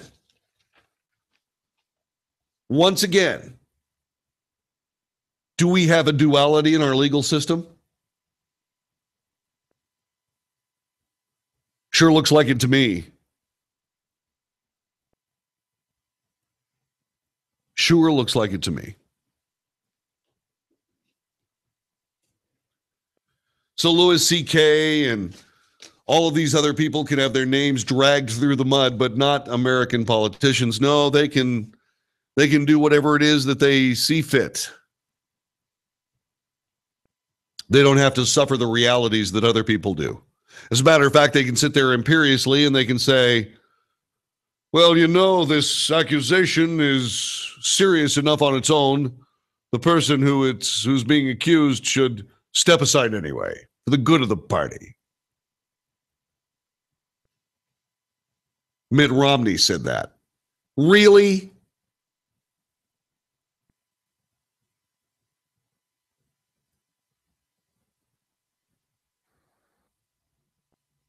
Mitt Romney. Congressional slush funds. Non-disclosures. Let's keep everything quiet. No sexual harassment in the American government because we thought ahead.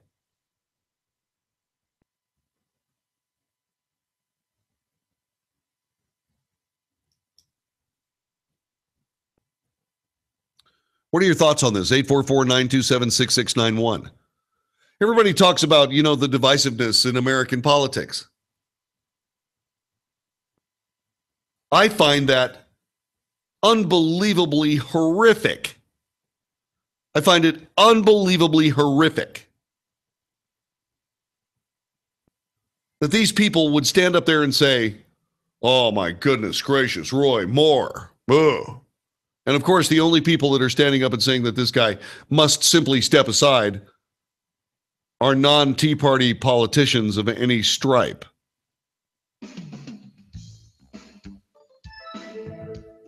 All the while, they're protected by a slush fund and a handy law.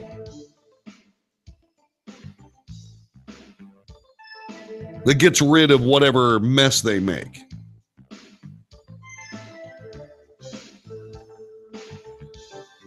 How did we get to this point? How did we get to this point?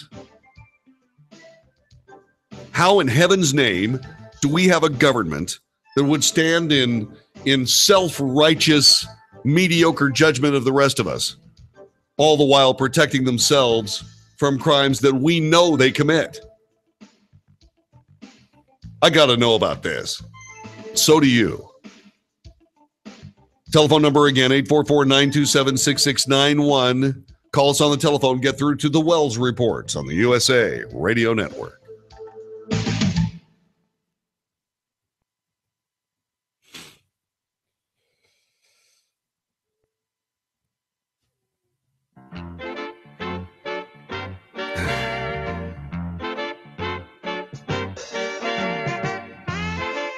Yeah, we'll use this. What is it? That's from our library. That big, that all-star library we got? This is just a sample of one of these awesome rock songs we got. Sounds too happy. No, No, we need grumpy. well, we got you for 3 hours. That's funny.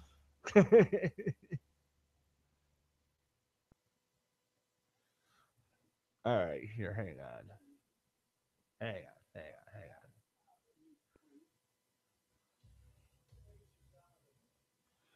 Let me see if I can find something. Alvin doesn't even know his name. Alvin's going through the transition process. That was so funny. It's exactly what I wanted to say. What's that? That was a great bit, by the way. Thanks very much for letting me steal it from you. Oh, I don't care. That was great.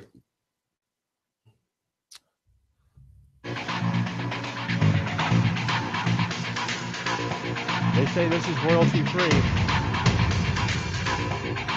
Yo, I tried calling in. Lady just dropped the call, basically hung up on me. Try 844-9227. That's not terrible. What, this? Yeah. Right from there?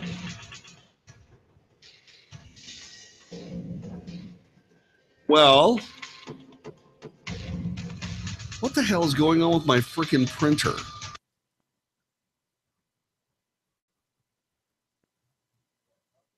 Why no calls? Why no calls? Well, Jason. Why no call in?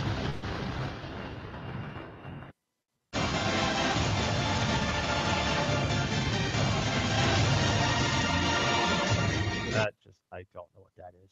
I don't either.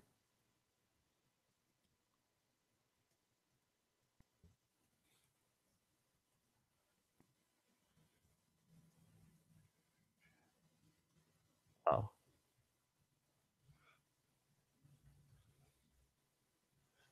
What? Yeah. Oh, I don't know who you talking to. Me? No.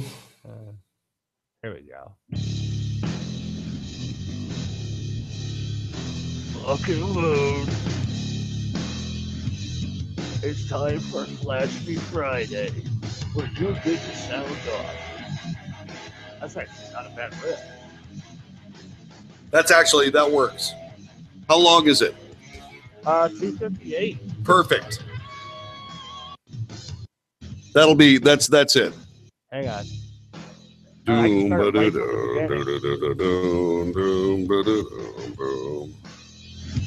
There is no lady answering that number. Hey, man.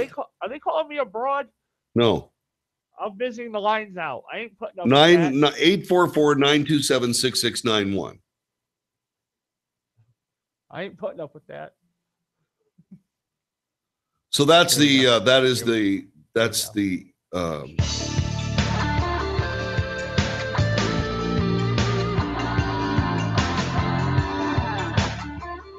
You're listening to the Wells Report. My name is John David Wells. Our telephone number is exactly this: 844-927-6691. If a woman answers the phone, it's because you've misdialed. See, I'm going to what I'm going to do is I'm going to wait. I know what I'm going to do. I'm going to call to make sure this works. Let's see here. 844. I know. I'm getting 927. I know. Stop it. 844 6691. 927 6691. Okay. Yeah, so what I'm doing is I'm calling my own show on my cell phone. And I'm going to see if it's actually going to be answered. Okay. Hi, this is John David Wells from the Wells Report. I'm trying to talk to JD on the Wells Report. All right, so once again, thank you, Chris, I appreciate it. So if you call 844-927-6691 and a lady answers the phone, it's because you've misdialed. So there you go. Okay. And by the way, keep that telephone number in mind, 844-927-6691, because coming up, I guess, at the bottom of the next hour of the Wells Report, which would be 4:30 Central Time, 5:30 on the East Coast, and I believe 2:30 on the West Coast. Is that right? Yes. Anyway, if you are with us that long, you will experience the Friday Flameout. And the Friday Flameout is your opportunity to whine, moan, groan, gripe, grouse, express your extreme displeasure with whatever it is that drove you the craziest this week. There are a lot of things that drove me crazy this week. News articles that I couldn't get to that I'm going to talk to you about. I'm going to complain about these things, and I've got some serious complaints here. All right. Anyway, you can complain about anything you want to on the vast expanse, north, south, coast to coast of the USA Radio Network. You can complain across an entire network. Everyone in America will hear what you have to say.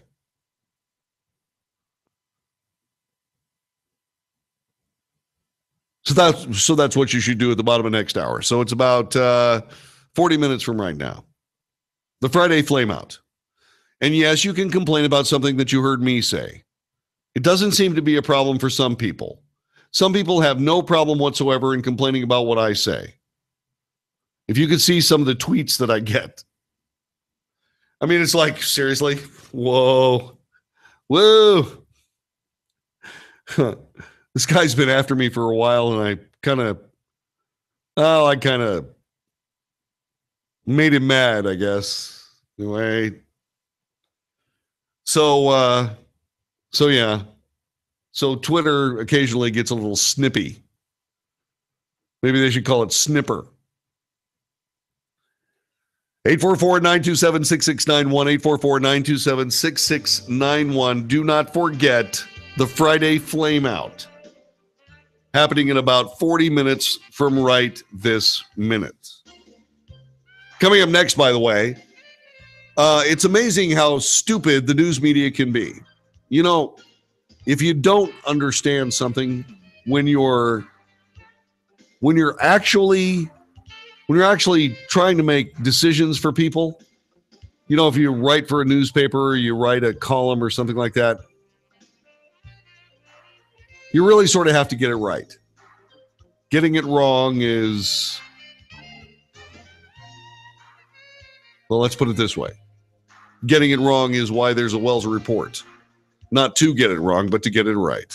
You're listening to the USA Radio Network.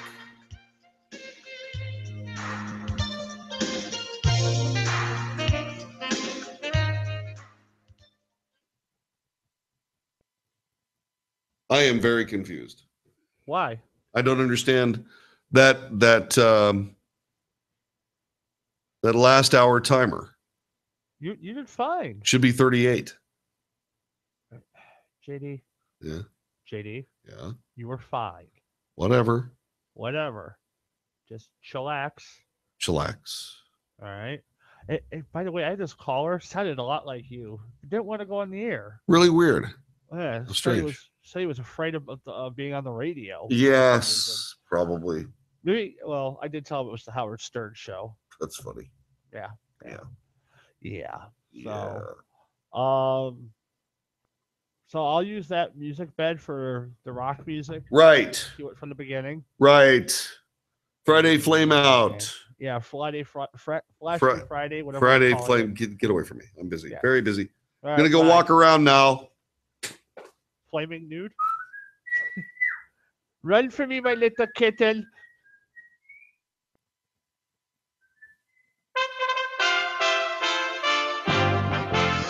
USA Radio News with Ron Taylor. One of the challenges the DAV is trying to help lead the charge on is making sure that severely disabled veterans get supports and services that they need. That's Adrian Atizano, the Deputy National Legislative Director of the Disabled American Veterans, explaining the National Veterans Organization revealing a problem that affects a lot of disabled military veterans. On this celebrated Veterans Day, Atizano says that more than 80% of the 460,000 war veterans in Washington are now ineligible for help that they need for family caregiving.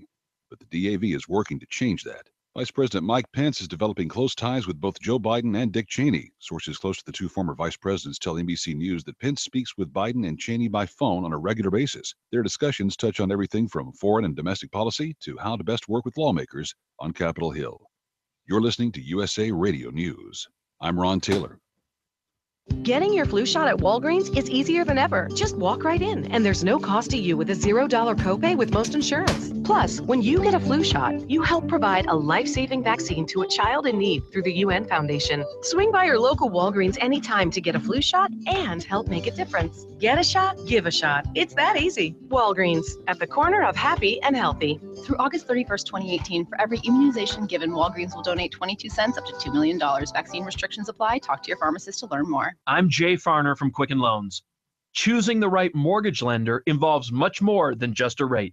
Quicken Loans has earned 11 J.D. Power Awards for client satisfaction. And we invented Rocket Mortgage, a simpler, hassle-free way to get a mortgage completely online. No one else has anything like it. So choose Quicken Loans, America's #1 online lender. Call Quicken Loans today at 800-QUICKEN or go to rocketmortgage.com. That's 800-QUICKEN. Equal housing lender, NMLS number 3030. Comedian Louis C.K. is confirming sexual harassment allegations made against him. Correspondent Scott Pringle has more. Louis C.K. released a statement saying the stories the women gave are true. He says he thought his actions were okay because he asked the women first if it was okay to show his private parts in front of them. Well, he apologized after the New York Times ran a story of 5 women accusing the comedian of sexual harassment. He says he made the women who admired him feel bad about themselves, and in his words, I will now step back and take a long time to listen. Scott Pringle, New York. Wall Street is ending the week mixed as investors wait for information on the GOP tax plan. The Dow Jones Industrial Average closed 39 points lower at 23,423. The Nasdaq rose a point to 67.51. The S&P 500 closed at 25.82, a loss of 2 points. JCPenney's company stock rose more than 13% today after it reported higher than expected sales for the third quarter. Online at usaradio.com, you're listening to USA Radio News.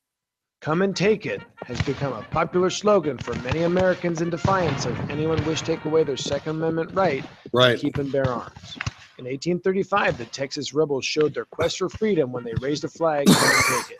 The Texans refused to submit to Mexico, and you too can show your American spirit and grit with your Come and Take It hat from Patriot Depot.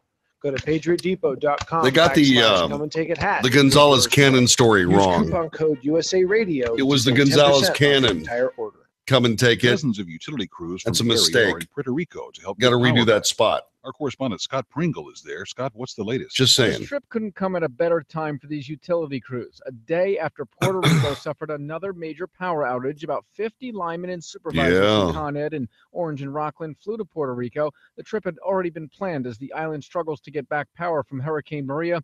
Orville is one of them who flew out of JFK. Originally, I'm from Jamaica, and we have gone through, hurricanes in the past. So I understand the devastation that occurs and how important it is to get folks back to a sense of normalcy. He and others will be there for about a month.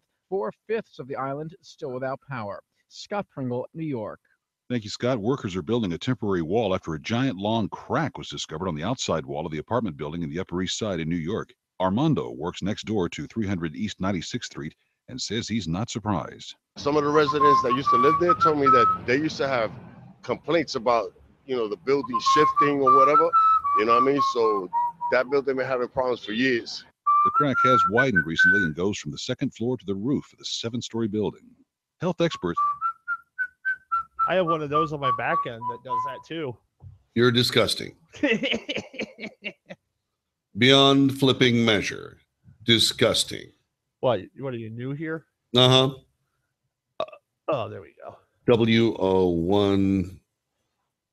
All right. Control count. Ink. Insignia. All right. Last hour for the week, my friend. Yep. You're dang Skippy. Our last hour together. It's so nice we had this time together. I should play A Time to Say Goodbye by Angel. Garbalarga darga marga boo. Here we go. Oh. Stand by. Stand by, Pavarotti.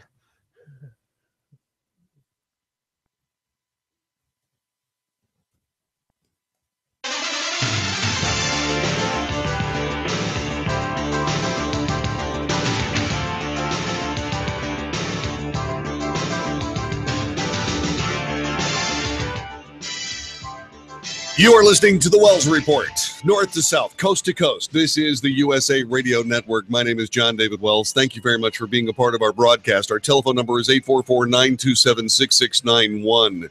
The hysteria over America's firearms continues mainly because the mainstream media continues to get things wrong. This time it's the editorial board of USA Today. The editorial board of USA Today. USA Today is a very influential, very important newspaper. I remember when USA Today came out in its very first iterations.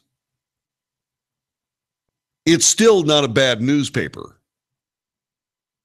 It really isn't. When you start thinking about how hard they work to try very, very hard to report the news from a center position, not left or right, but from the center. When you're in a position where you realize how hard they work, and I do, the USA Today, fine newspaper, but they can make bad mistakes like the one they're making today with a piece that they wrote regarding the AR-15 sporting rifle or utility rifle, if you will.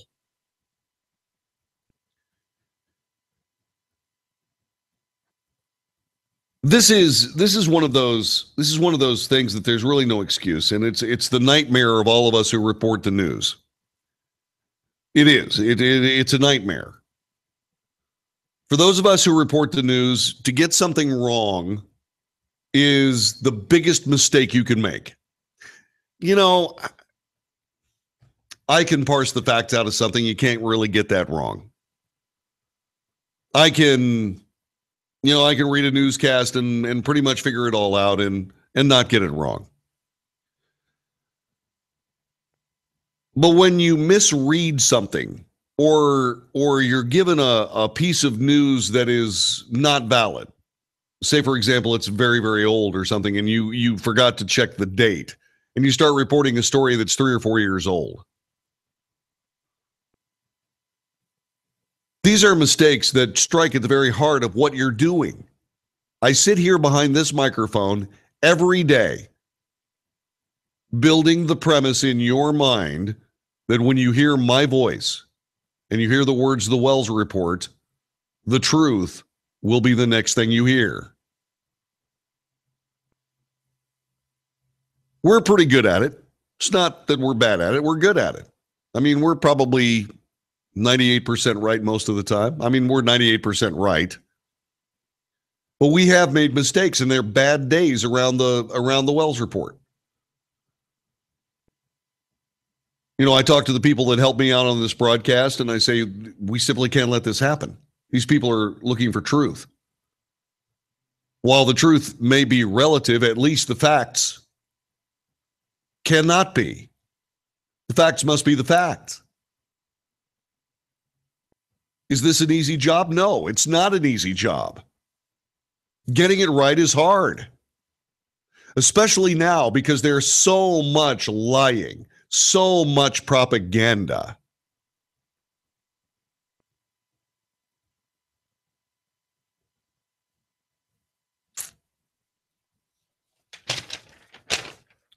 To be able to parse the truth out of this willfully misleading journalism that we have today, I mean, it keeps me up at night.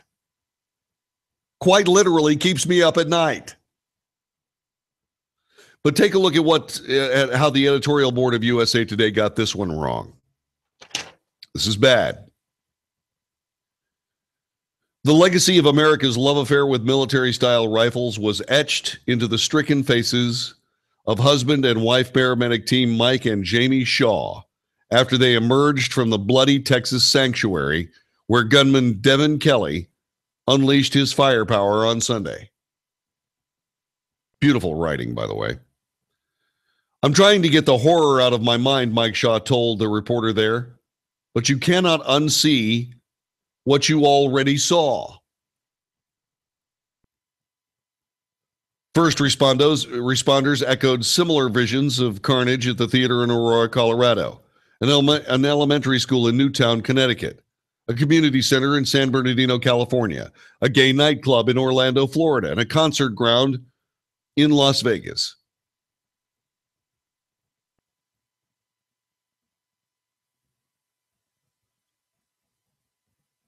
In each case, an AR-15 or derivative was the killer's weapon of choice. In each case, a common theme from witnesses and first responders was the gruesome, blood-soaked nature of the crime scene.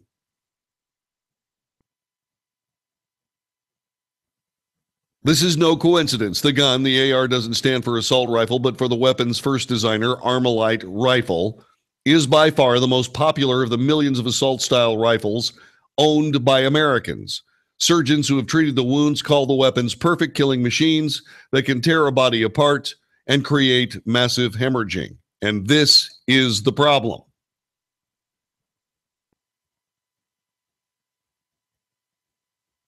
Surgeons who have treated the wounds call the weapons perfect killing machines that can tear a body apart and create massive hemorrhaging.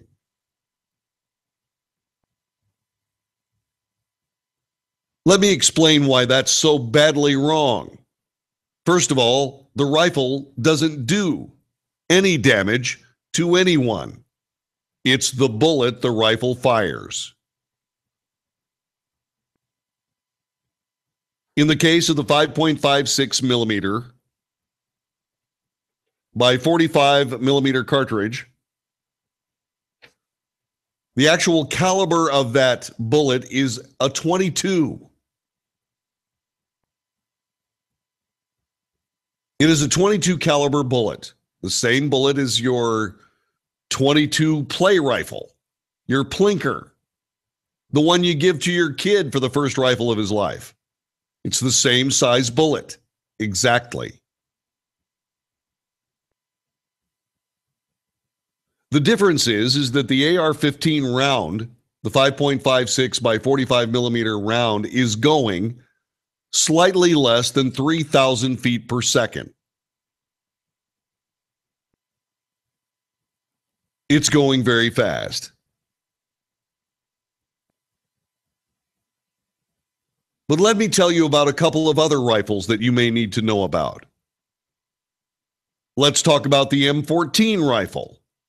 The M14 rifle fires a 7.62 millimeter bullet at roughly the same speed. Not only does that rifle fire the same bullet at the same speed, but the actual bullet itself is unstable. Which means as the rifle goes downrange looking for something to hit, it begins to wobble. If it impacts a human body, it wobbles all the way through the human body, tearing it far worse than a 5.56 millimeter round. In fact, the 5.56 millimeter round that is being fired out of an AR-15 is overstabilized. And regardless of what these surgeons are saying, the wound channel from a 22 caliber bullet going 3,000 feet per second is much smaller than a 7.62 millimeter bullet going at just under 3,000 feet per second. That was the 7.62 by 51 millimeter round, or the NATO 308 round. And I've got even worse news for you. Let's go back to the Clean War. Let's go back to World War II. Let's go back to a war where the round that was being fired was 30 caliber again, 7.62 millimeter. But that round was 30-06. That round was going 3,000 feet per second or more. That round was going down range 1,000 yards and laying waste to people. Let's talk about that round. That was fired out of an M1 Garand rifle. You know, the rifle fired by the greatest generation. And you think that rifle was bad? Let's talk a little bit about the 8 millimeter Mauser that was carried by the German army. Let's talk about the 303 that was carried, the 303 Enfield, which was carried by the British Army. That round went faster than the 30-06. The German round was a bit slower, but it would go through 10 people.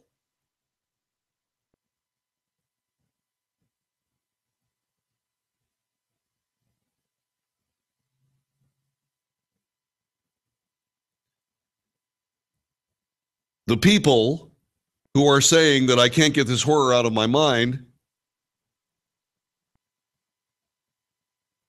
are saying so because they don't have any decent perspective on just exactly what kind of battlefield rounds can do, or regular rounds. Now you're saying to yourself, now wait a minute, that 30-06 round that we're talking about, that's like I've got a deer rifle that's a 30-06. Yeah, you do. It's the same round, except in World War II, they fired an armor-piercing round at people, so it would go right through them. The one you fire at a deer is a soft lead nose bullet that expands to about the size of a quarter.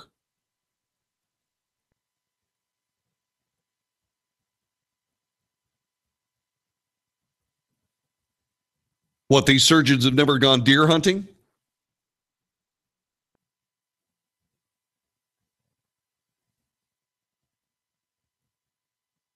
The AR-15 rifle is brilliant.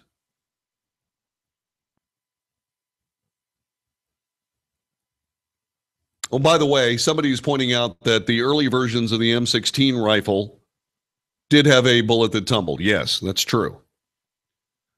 But what they did was they started stabilizing the round in the later years because they needed more range. Remember, in the early part of the M16's life, that was Vietnam. Now, this is a statistic that you probably are not aware of, but when you start thinking about like a firefight between opposing armies, do you have any idea how far apart they actually are? Going back to skirmishes all the way back to the Civil War, armies with their battle rifles, how far apart were they when they were shooting at each other? Do you know?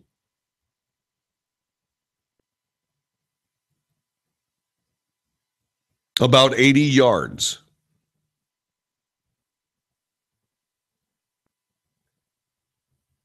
These firefights that we're getting into in Iraq and in Afghanistan were out like 300 meters. And so the M16 was adapted to go out that far. Somebody's pointing out John Cheek says he has an Enfield. He's got an M1917. Great rifle. If you want to know about that rifle, all you have to do is read the story about Sergeant Alvin York. A rifle so powerful and so good, being fired by somebody so excellent with it, that an entire company of German soldiers surrendered to one man.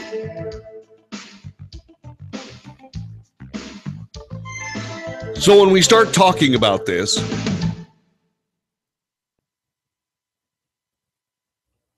and you're clear?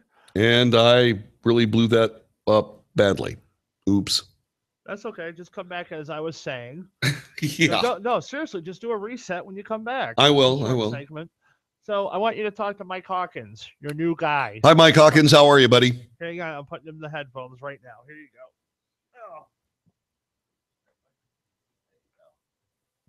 Hi, how you doing, man? Great, man. How are you?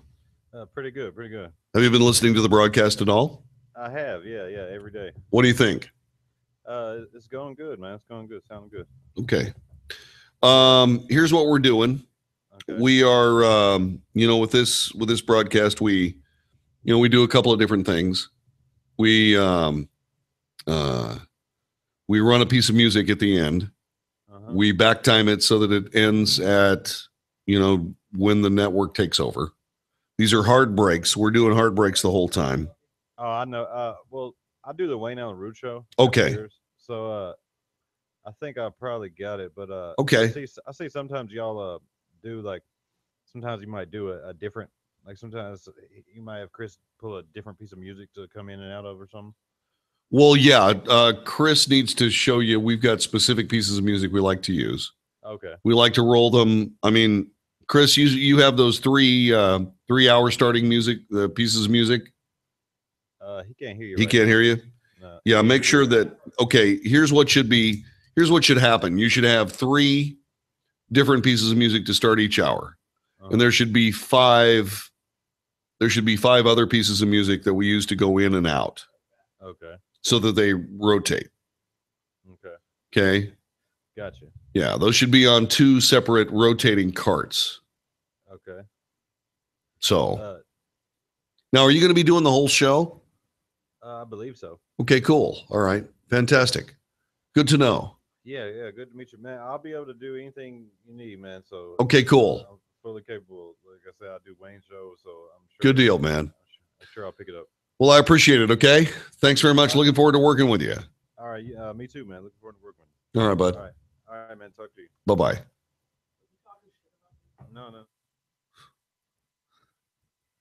No, I'm not talking shit about you. Pardon my language.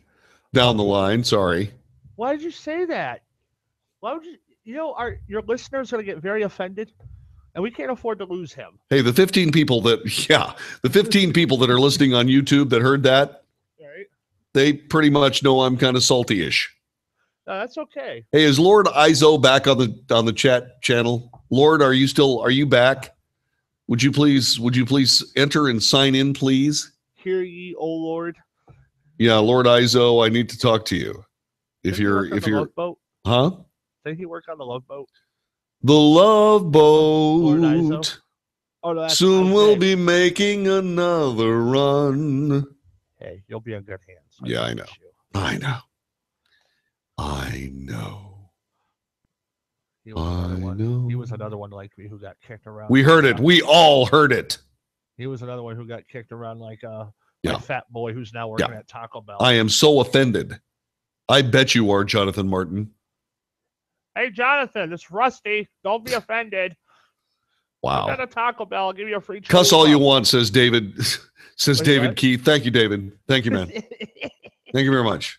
Stand by. Watch the light. Now, JD, you have to always been a gentleman. Never heard you be salty or peppery, but you run the place. I'm sorry. Candace No, you Donnelly, you sweet little vixen.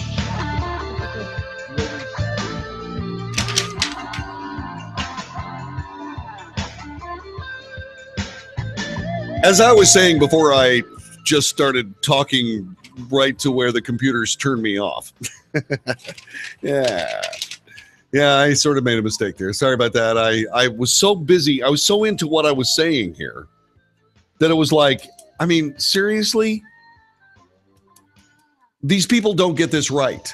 The AR-15, which is a derivative of the M16 battle rifle, the M16 battle rifle, when it was first introduced by Eugene Stoner, had a stabilization rate, the rifling rate. In other words, the number of times the bullet turned before it left the barrel, the rate was about 1 in 12. So in other words, for every foot that the bullet moved down the barrel, it rotated once. Now, that was changed over the years. It turned into 1 in 9, which would take a bullet out about 300 meters before it started to yaw or create some sort of instability. But they were discovering in these longer range environs in both Iraq and Afghanistan that the bullet needed to travel farther. And they needed to have an armor-piercing capability. Thank you, John. John Cheek is admonishing me about some bad language that was heard during the break moments ago. Thank you, John. I will indeed do what you say. Anyway, so what happens is that they wanted a bullet that would go 300 meters, go through a car door, and still disable the person standing on the other side of the car door. And that was the basis for what's called, which is a round that they use. It's M855. It's M855 armor piercing. It's got a green tip. Now what they've got here is they've got these guys that are saying that, my gosh, these wounds were terrible. Well, yeah.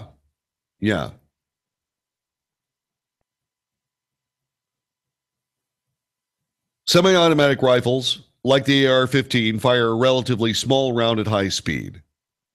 Where tissue damage from a pistol would be confined largely to the bullet's pathway, there is a shock wave from the assault-style round because it's moving fast. And they talk about this very well. the high bow wave from a speedboat.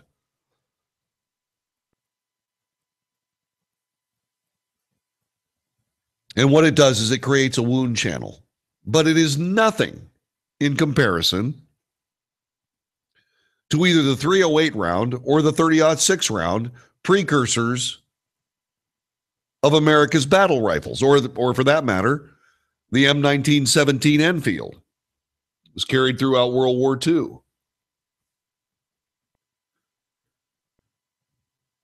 These rifles are very effective. They are very utilitarian. They work beautifully. They are completely designed to be very reliable.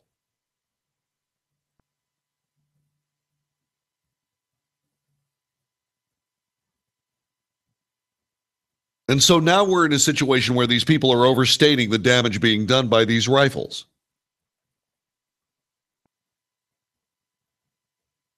You need to keep something in mind here. If you've seen the Zapruder film, you know there's no real, shall we say, non-traumatic way to shoot someone with a rifle. There just isn't.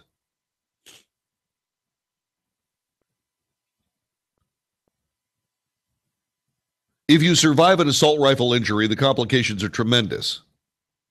Yeah, it's true. It's true. This is according to Dr. Peter Ree. But you have to understand it's a different kind of surgery. He's talking about, if the intestinal tract is compromised by a shot to the belly, it can leak. Yeah, it can. It's true. But if you get hit by a 30-06 or an 8mm round, or say, for example, what the Russians use in their big battle rifle, which was a 7.62 by 54mm round. If you get hit by one of those things, it just tears your internal organs to pieces. You can't repair them. You just remove them. And sometimes it's fatal.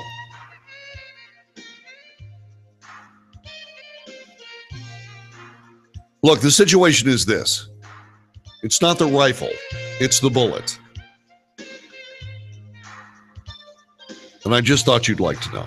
This is the Wells Report on the USA Radio Network. Da, da. You're clear. Yep. I'll play that mute. Why am I doing that? I don't know. Oh. It's annoying. Even to me. All right. So I got your music ready for Freak Me Friday. Yeah.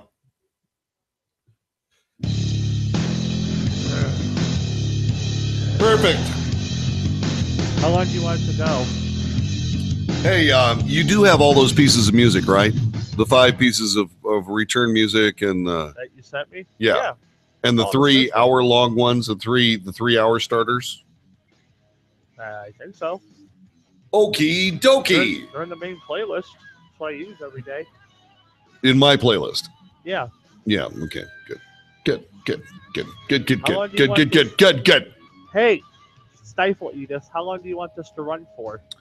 Oh, just like a regular piece of music.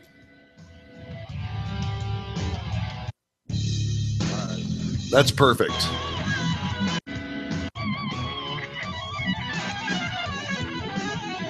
It's the 92.3 of rock and roll. JD is yawning and it's not midnight. I thought the yawns were reserved for the night shift. Actually, Candace, no. The reason that I yawn is because my technical producer is boring. How many feet do you need to defend yourself? Talking FPS, how many feet do you need to defend yourself? 850 feet per second. That's how fast the bullet's going. Random. Feet per second. FPS. Yeah, we do, David. You're right. Yeah, we absolutely do. We need one of the ways that you should be able to earn a varsity letter is as a member of a rifle team.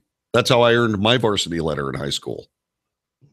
I got a varsity letter in shooting. We won the national championship in 1975. You were scholarship at Ball State. Yeah, I wish. Nobody cared. Although Steve Bradley was our number one shooter. Holy crap, was he good. Hello? Chris? Yes, dear. Okay. All right. I'm sorry. I thought we may have lost the signal. What's up? Thought we lost the signal. No, we're fine. Okay. Sorry, I had to stretch my back a bit. It's killing me. Actually, my back's better than it has been in a long many year. All right.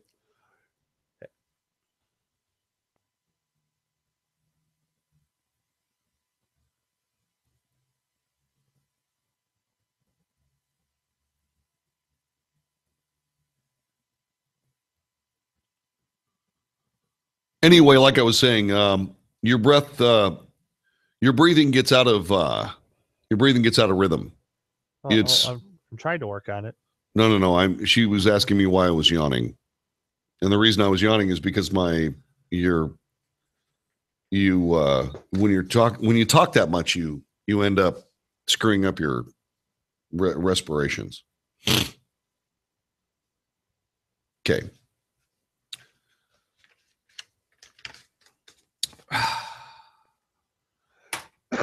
You ready?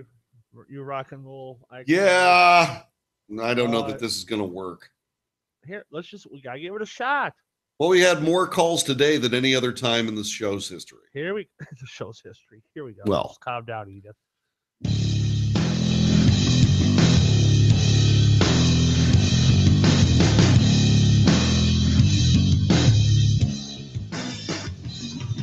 You can tell we have the complaint music up. Yeah, it's time for the Friday Flame Out. When we started doing this radio broadcast, we realized there had to be a moment where people could call us on the telephone, 844-927-6691, and vent about something that drove them nuts in the previous week. We also realized that there might be a need for them to be able to call me on the telephone, taking me to task for something that I said that they were infuriated by. And thus, the Friday Flameout was born. The Friday Flameout works like this. You call us on the telephone at 844-927-6691. You can whine, moan, groan, complain, gripe, grouse, express your extreme displeasure with whatever it is that drove you the craziest this week. Up to including anything I may have said. I, your helpful, friendly, courteous, kind, thrifty, brave, clean, and reverent announcer. So if you have something that you need to say, please call me, 844-927-6691. This is the closest we get to an open line segment. You can complain about anything that you want to, as long as people understand that people understand what you're talking about. I mean, you're not going to call me on the telephone. Our studio coordinator, Chris Campbell, is not going to allow you to complain about your Aunt Zelda's bad breath, rotten muffin recipe, anything like that. Okay. So you have to call us with a bona fide complaint about an issue of the day that people will understand. Okay. So anyway, by the way, if you do not have a complaint, one will be provided for you without cost. All right. Telephone number again is 844-927-6691. I have many things to complain about if you don't have one. But I would rather speak to you about what you want to complain about. All right? So here we go. And by the way, if say for example, I may not know the particulars of your state. But what I will do is I'll just ask you questions, okay? All right. So once again, this is called the Friday Flameout. You can complain about anything that you want, but it had to happen in the last week. Let me get to Calvin joining us on AM 1230 KATO, Safford, Arizona. Calvin, welcome to the Wells Report. Good to have you here. Thank you. Good to be here. So talk to me. What bugged you this week? Okay, I have an abandoned car, right? Yeah. It runs and drives.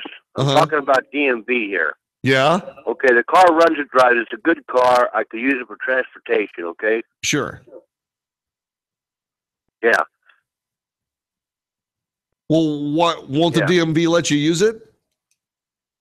Okay, I took it in to get an inspection, right? Yeah. And I've gone through this before to get an abandoned title. Yeah. And no, you got to tow it on a trailer. Oh, in other words, they won't let you drive it to the DMV. You have to tow it to the DMV on a trailer.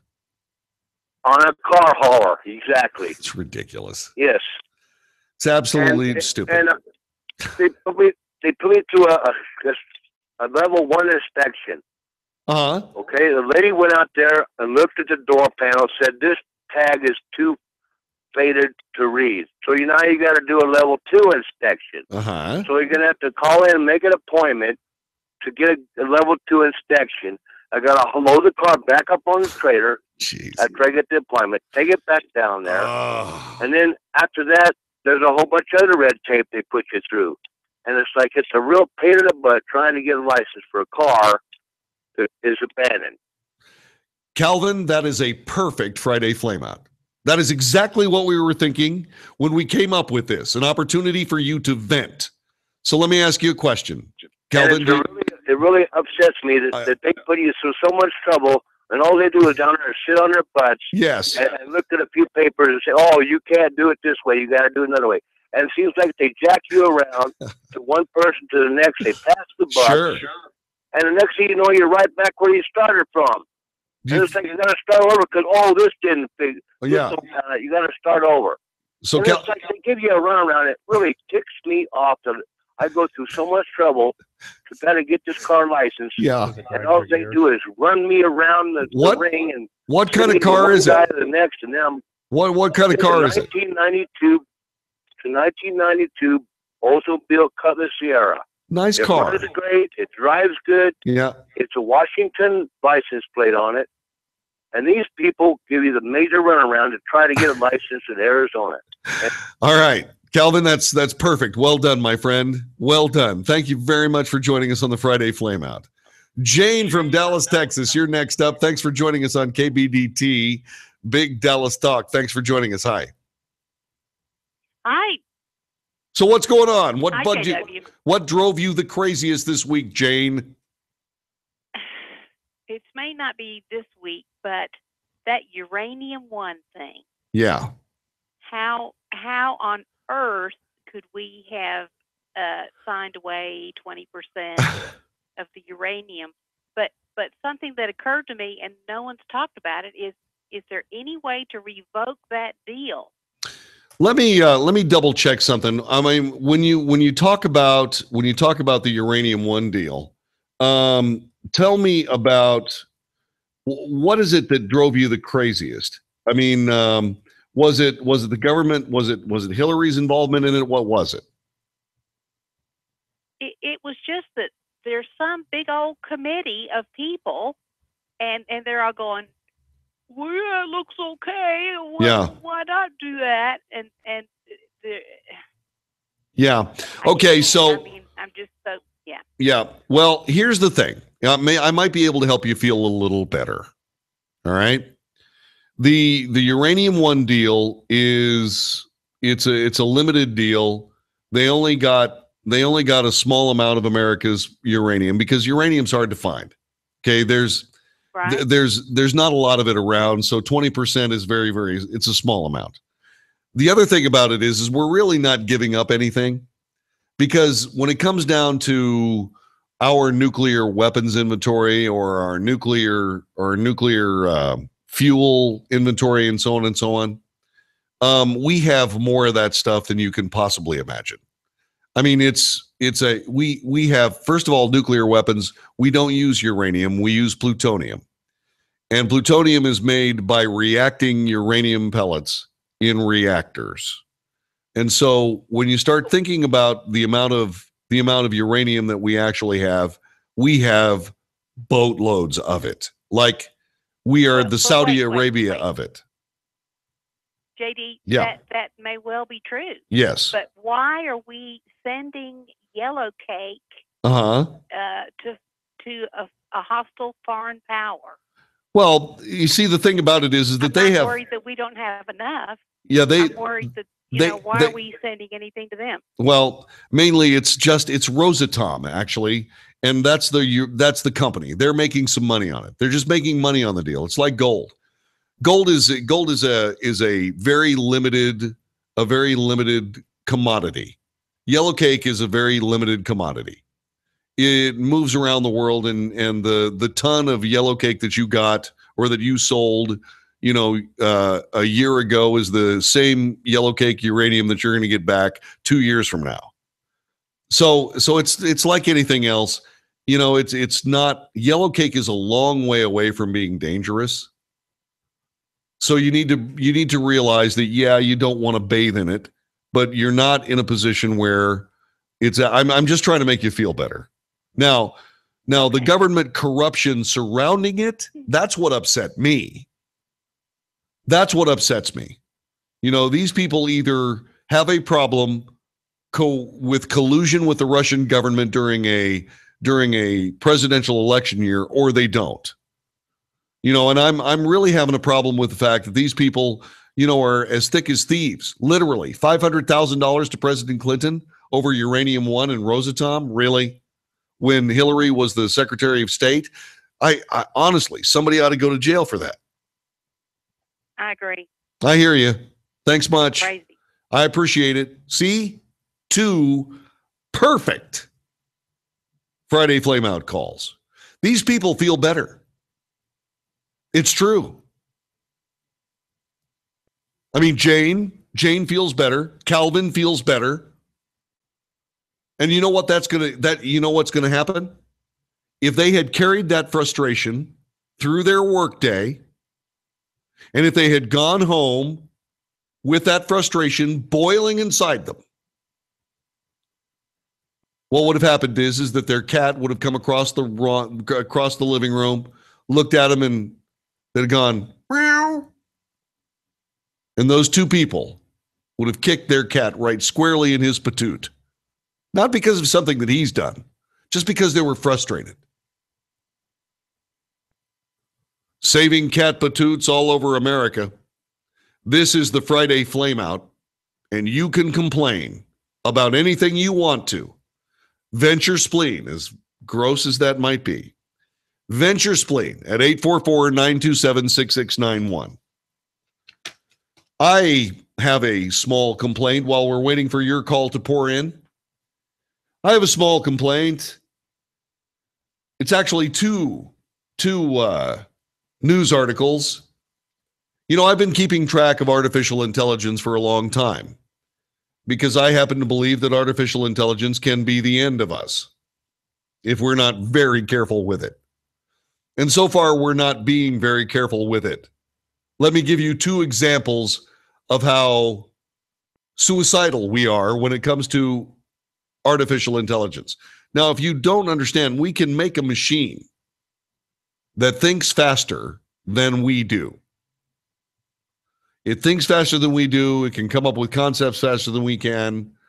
And arguably, there are computers out there that are self-aware at this moment, but we don't know. In San Francisco, there are researchers that are working their way through a project called AutoML. Jeff Dean is one of Google's leading engineers. He's involved in a project called AutoML. It's short for machine learning.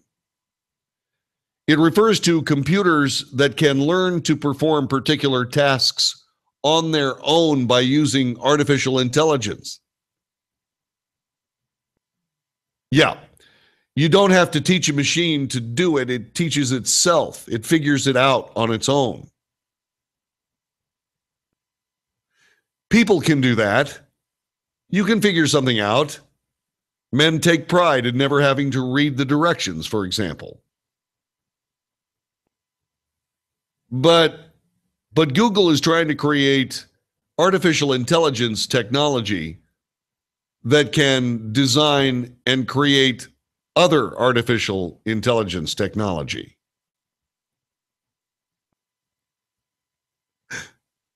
Does that bother anybody but me? It doesn't? Well, here, let me see if I can intensify your anxiety. A colonel who runs a research directory near Moscow called Nareta is bragging about a tank that his group has created. It is an artificially intelligent tank. It carries a 12.7 millimeter or 7.62 millimeter machine gun. It can also carry an AG-30M grenade launcher. But what they've done is they put this tank into battle against people in other machines. And this brand new tank, this robot that thinks for itself, was able to defeat them in combat.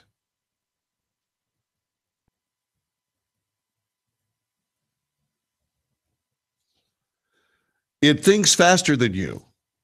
It can react faster than you.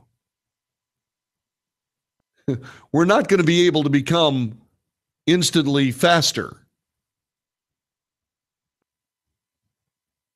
And if artificial intelligence can keep designing artificial intelligence that's faster and faster and faster and faster and faster, we will never catch up with it.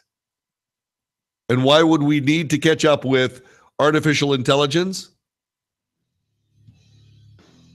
We would want to keep up with it so we could turn it off.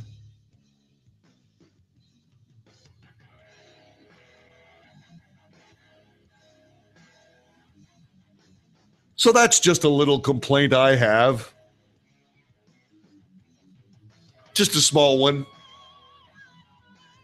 That's my Friday Flame Out. I've got another one in case you don't want to call at 844-927-6691. If you have something you want to complain about, this is your chance. 844-927-6691. You're listening to the Friday Flame Out. I'm John David Wells, and you can get this off your chest. And you should get this off your chest because it's bad for you to carry around frustration. Okay. It's also bad for your cat. Just saying. Okay? The Friday Flame Out. Call us now. This is the Wells Report on the USA Radio Network. You're out.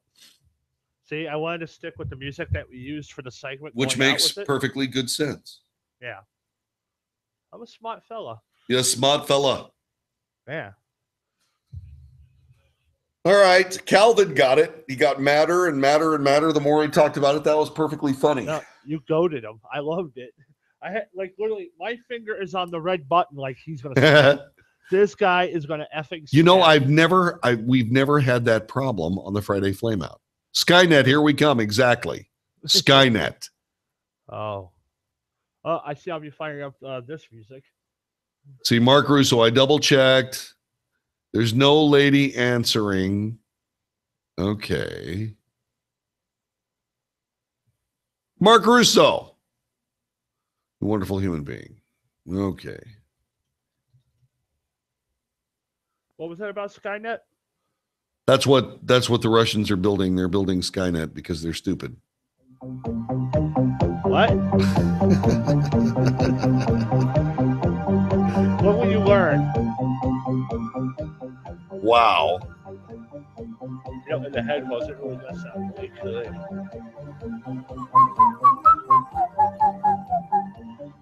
Here you go. Watch this. We'll have some fun with the YouTubers. We can do this. You're listening to, what is it? What was that show? AM PM Mini Mart overnight. No, Wait, no. No, it was AM to coast. What? Coast to coast. Coast to Coast AM. I am Art Bell. I'm Art Bell. No. I'm Ross Mitchell introducing Art Bell. I'm Ross Mitchell. And now, here's Art Bell from deep in the bowels of the earth. From the kingdom of Nye. Wow. If you're calling from on top of the Rockies, call 911. That's right. If you're calling east of the Rockies, call 844-927-6691. West of the Rockies, 844-927-6691.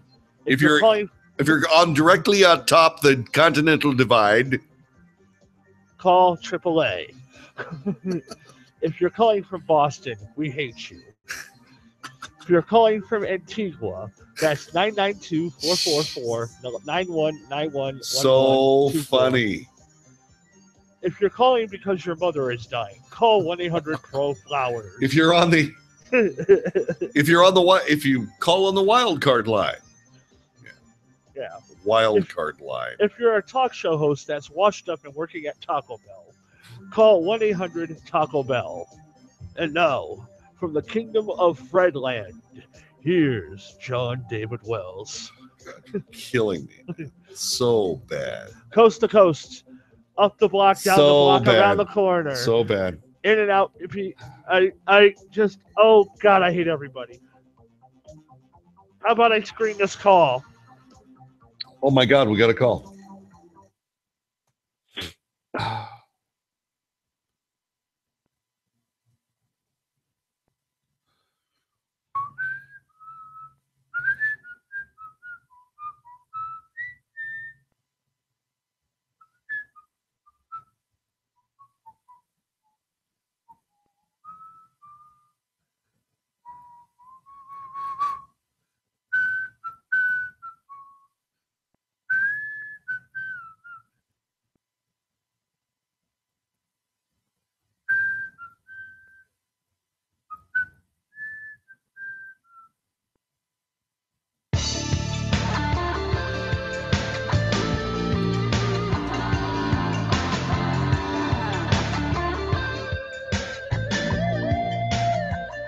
You are listening to the Wells Report. My name is John David Wells. Just scant moments left. Just a couple of moments for you to take part in the Friday Flameout.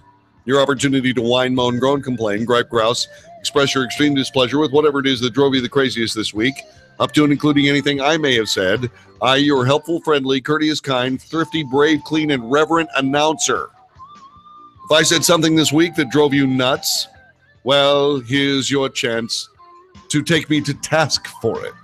I'm just saying. All right, the Friday Flameout, this is your chance to absolve yourself from whatever annoyance that is driving you completely crazy so that you don't go home and kick your cat squarely in the patoot.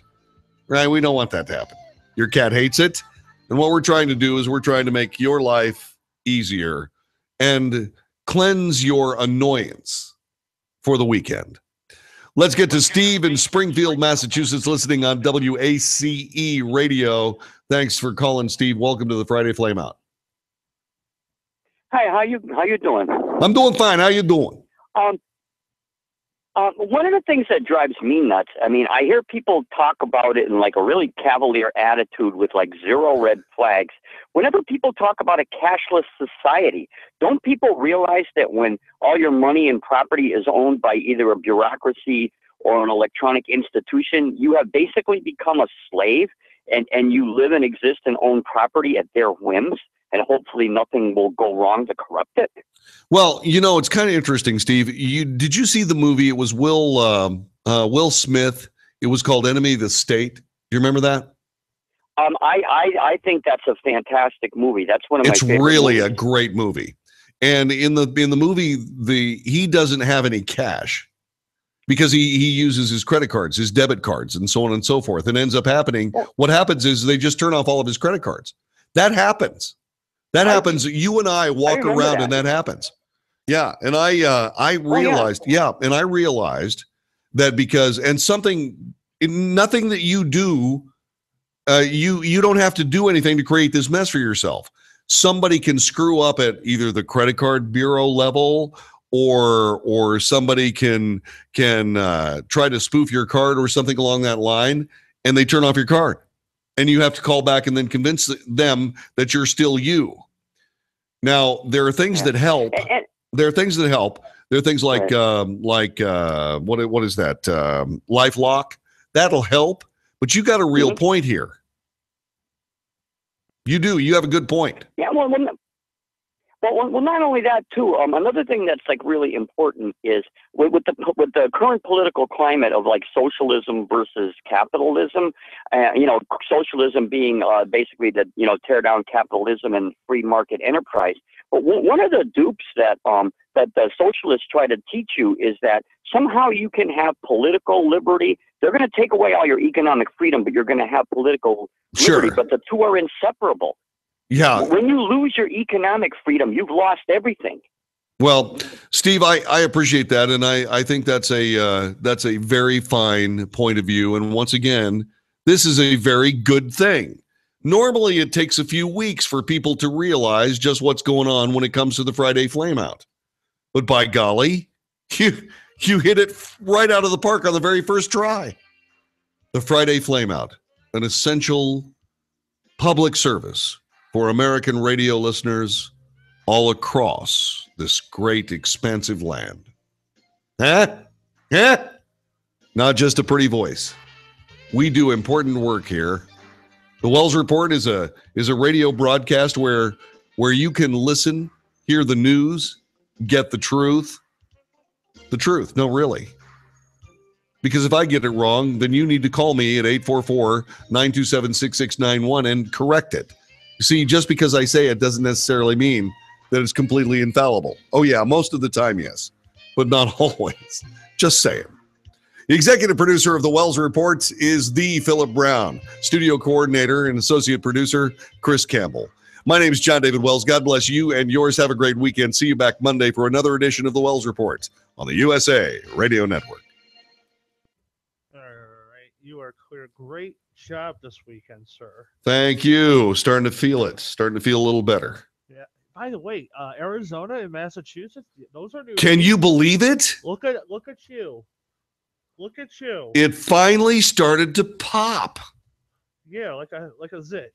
I mean, well, but the thing about it is these aren't the Nevada network stations. These are USA network stations. Organic affiliates. Yeah, they're organic affiliates that people are actually listening to the show.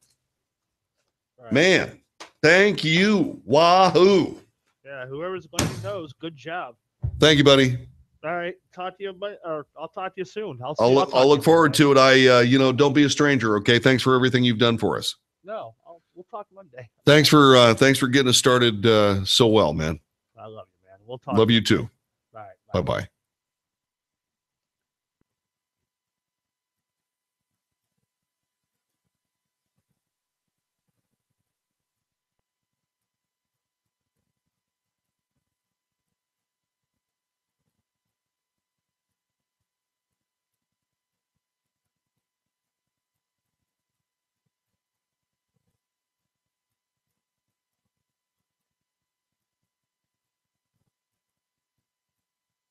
How's it going, my friends?